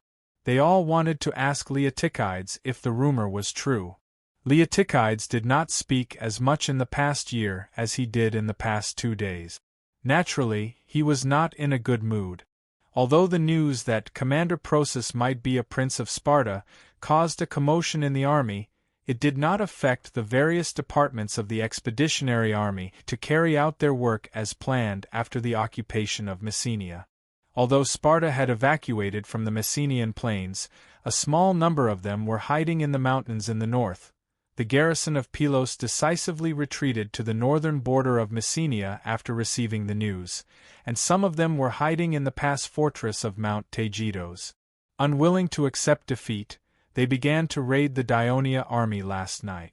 The 3 well-trained legions and the 1st Flotilla infantry were well guarded and did not suffer too many losses. After another day, Leotychides, who had temporarily gotten rid of the rumor, issued a new order. Legio 6 was to go to the northern border, build a defensive camp, and protect the safety of the territory. Legio 4 was to build a camp outside the pass of Mount Taygetos to block the shortcut of Sparta to Messenia. Tisius and other Dionia citizens of Messenia took a small number of soldiers and traveled through the villages of Messenia, killing or capturing Sparta sheriffs and other Sparta people. They constantly announced to the Black Rogues that the Sparta people have been driven out of Messenia by the Dionysian army, and they have regained their freedom. Then they enthusiastically talked about their compatriots, conveyed the goodwill of the kingdom of Dionia, and encouraged them to bravely rise up and build their own city-state. At the same time, they also distributed food and supplies looted from Sparta to these poor Black Rogues.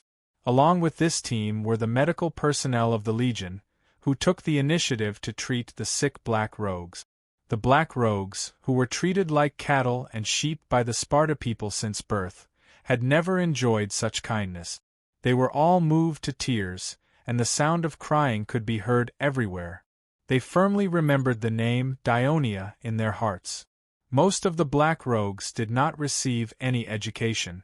They worked in the fields all their lives, and it was impossible for them to participate in the governance of a city-state. However, because of the small population of Sparta and the frequent wars in the past few decades, there were not enough people to manage Messenia. Therefore, they appointed a few Messenians as the village leaders of each village. Other than paying less taxes and having more freedom, they had no other right. They were regularly hunted by young Sparta warriors, and their deaths were in vain. If the harvest of the whole village was not good, and the taxes were insufficient, these village leaders would be severely punished. The lightest punishment would be beatings. Sparta's punishment was famous throughout Greece for being extremely heavy, and there were often people who were beaten to death or maimed. It was the same for their allies. So many Greeks openly said that the Sparta people were cruel and barbaric, and the more serious punishment would be having their hands and feet chopped off. Therefore, they lived in fear. But because of this, they had good management skills. Tisius gathered them together and invited them to participate in the construction and governance of a new Messenia. They were all overjoyed. Of course, the future leadership of Messenia would mainly be held by these citizens from Dionia. When the Devers summoned them for negotiations, they specially gave them an order. Those who stayed in Messenia were allowed to retain their citizenship of Dionia. According to the laws of Dionia, dual nationality was not allowed.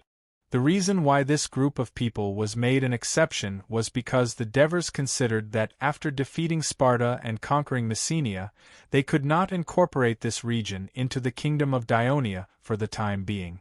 Otherwise, it would cause the entire Greek population to be united against a common enemy.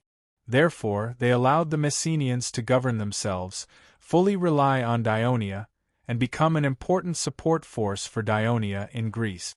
Therefore, this group of people was key.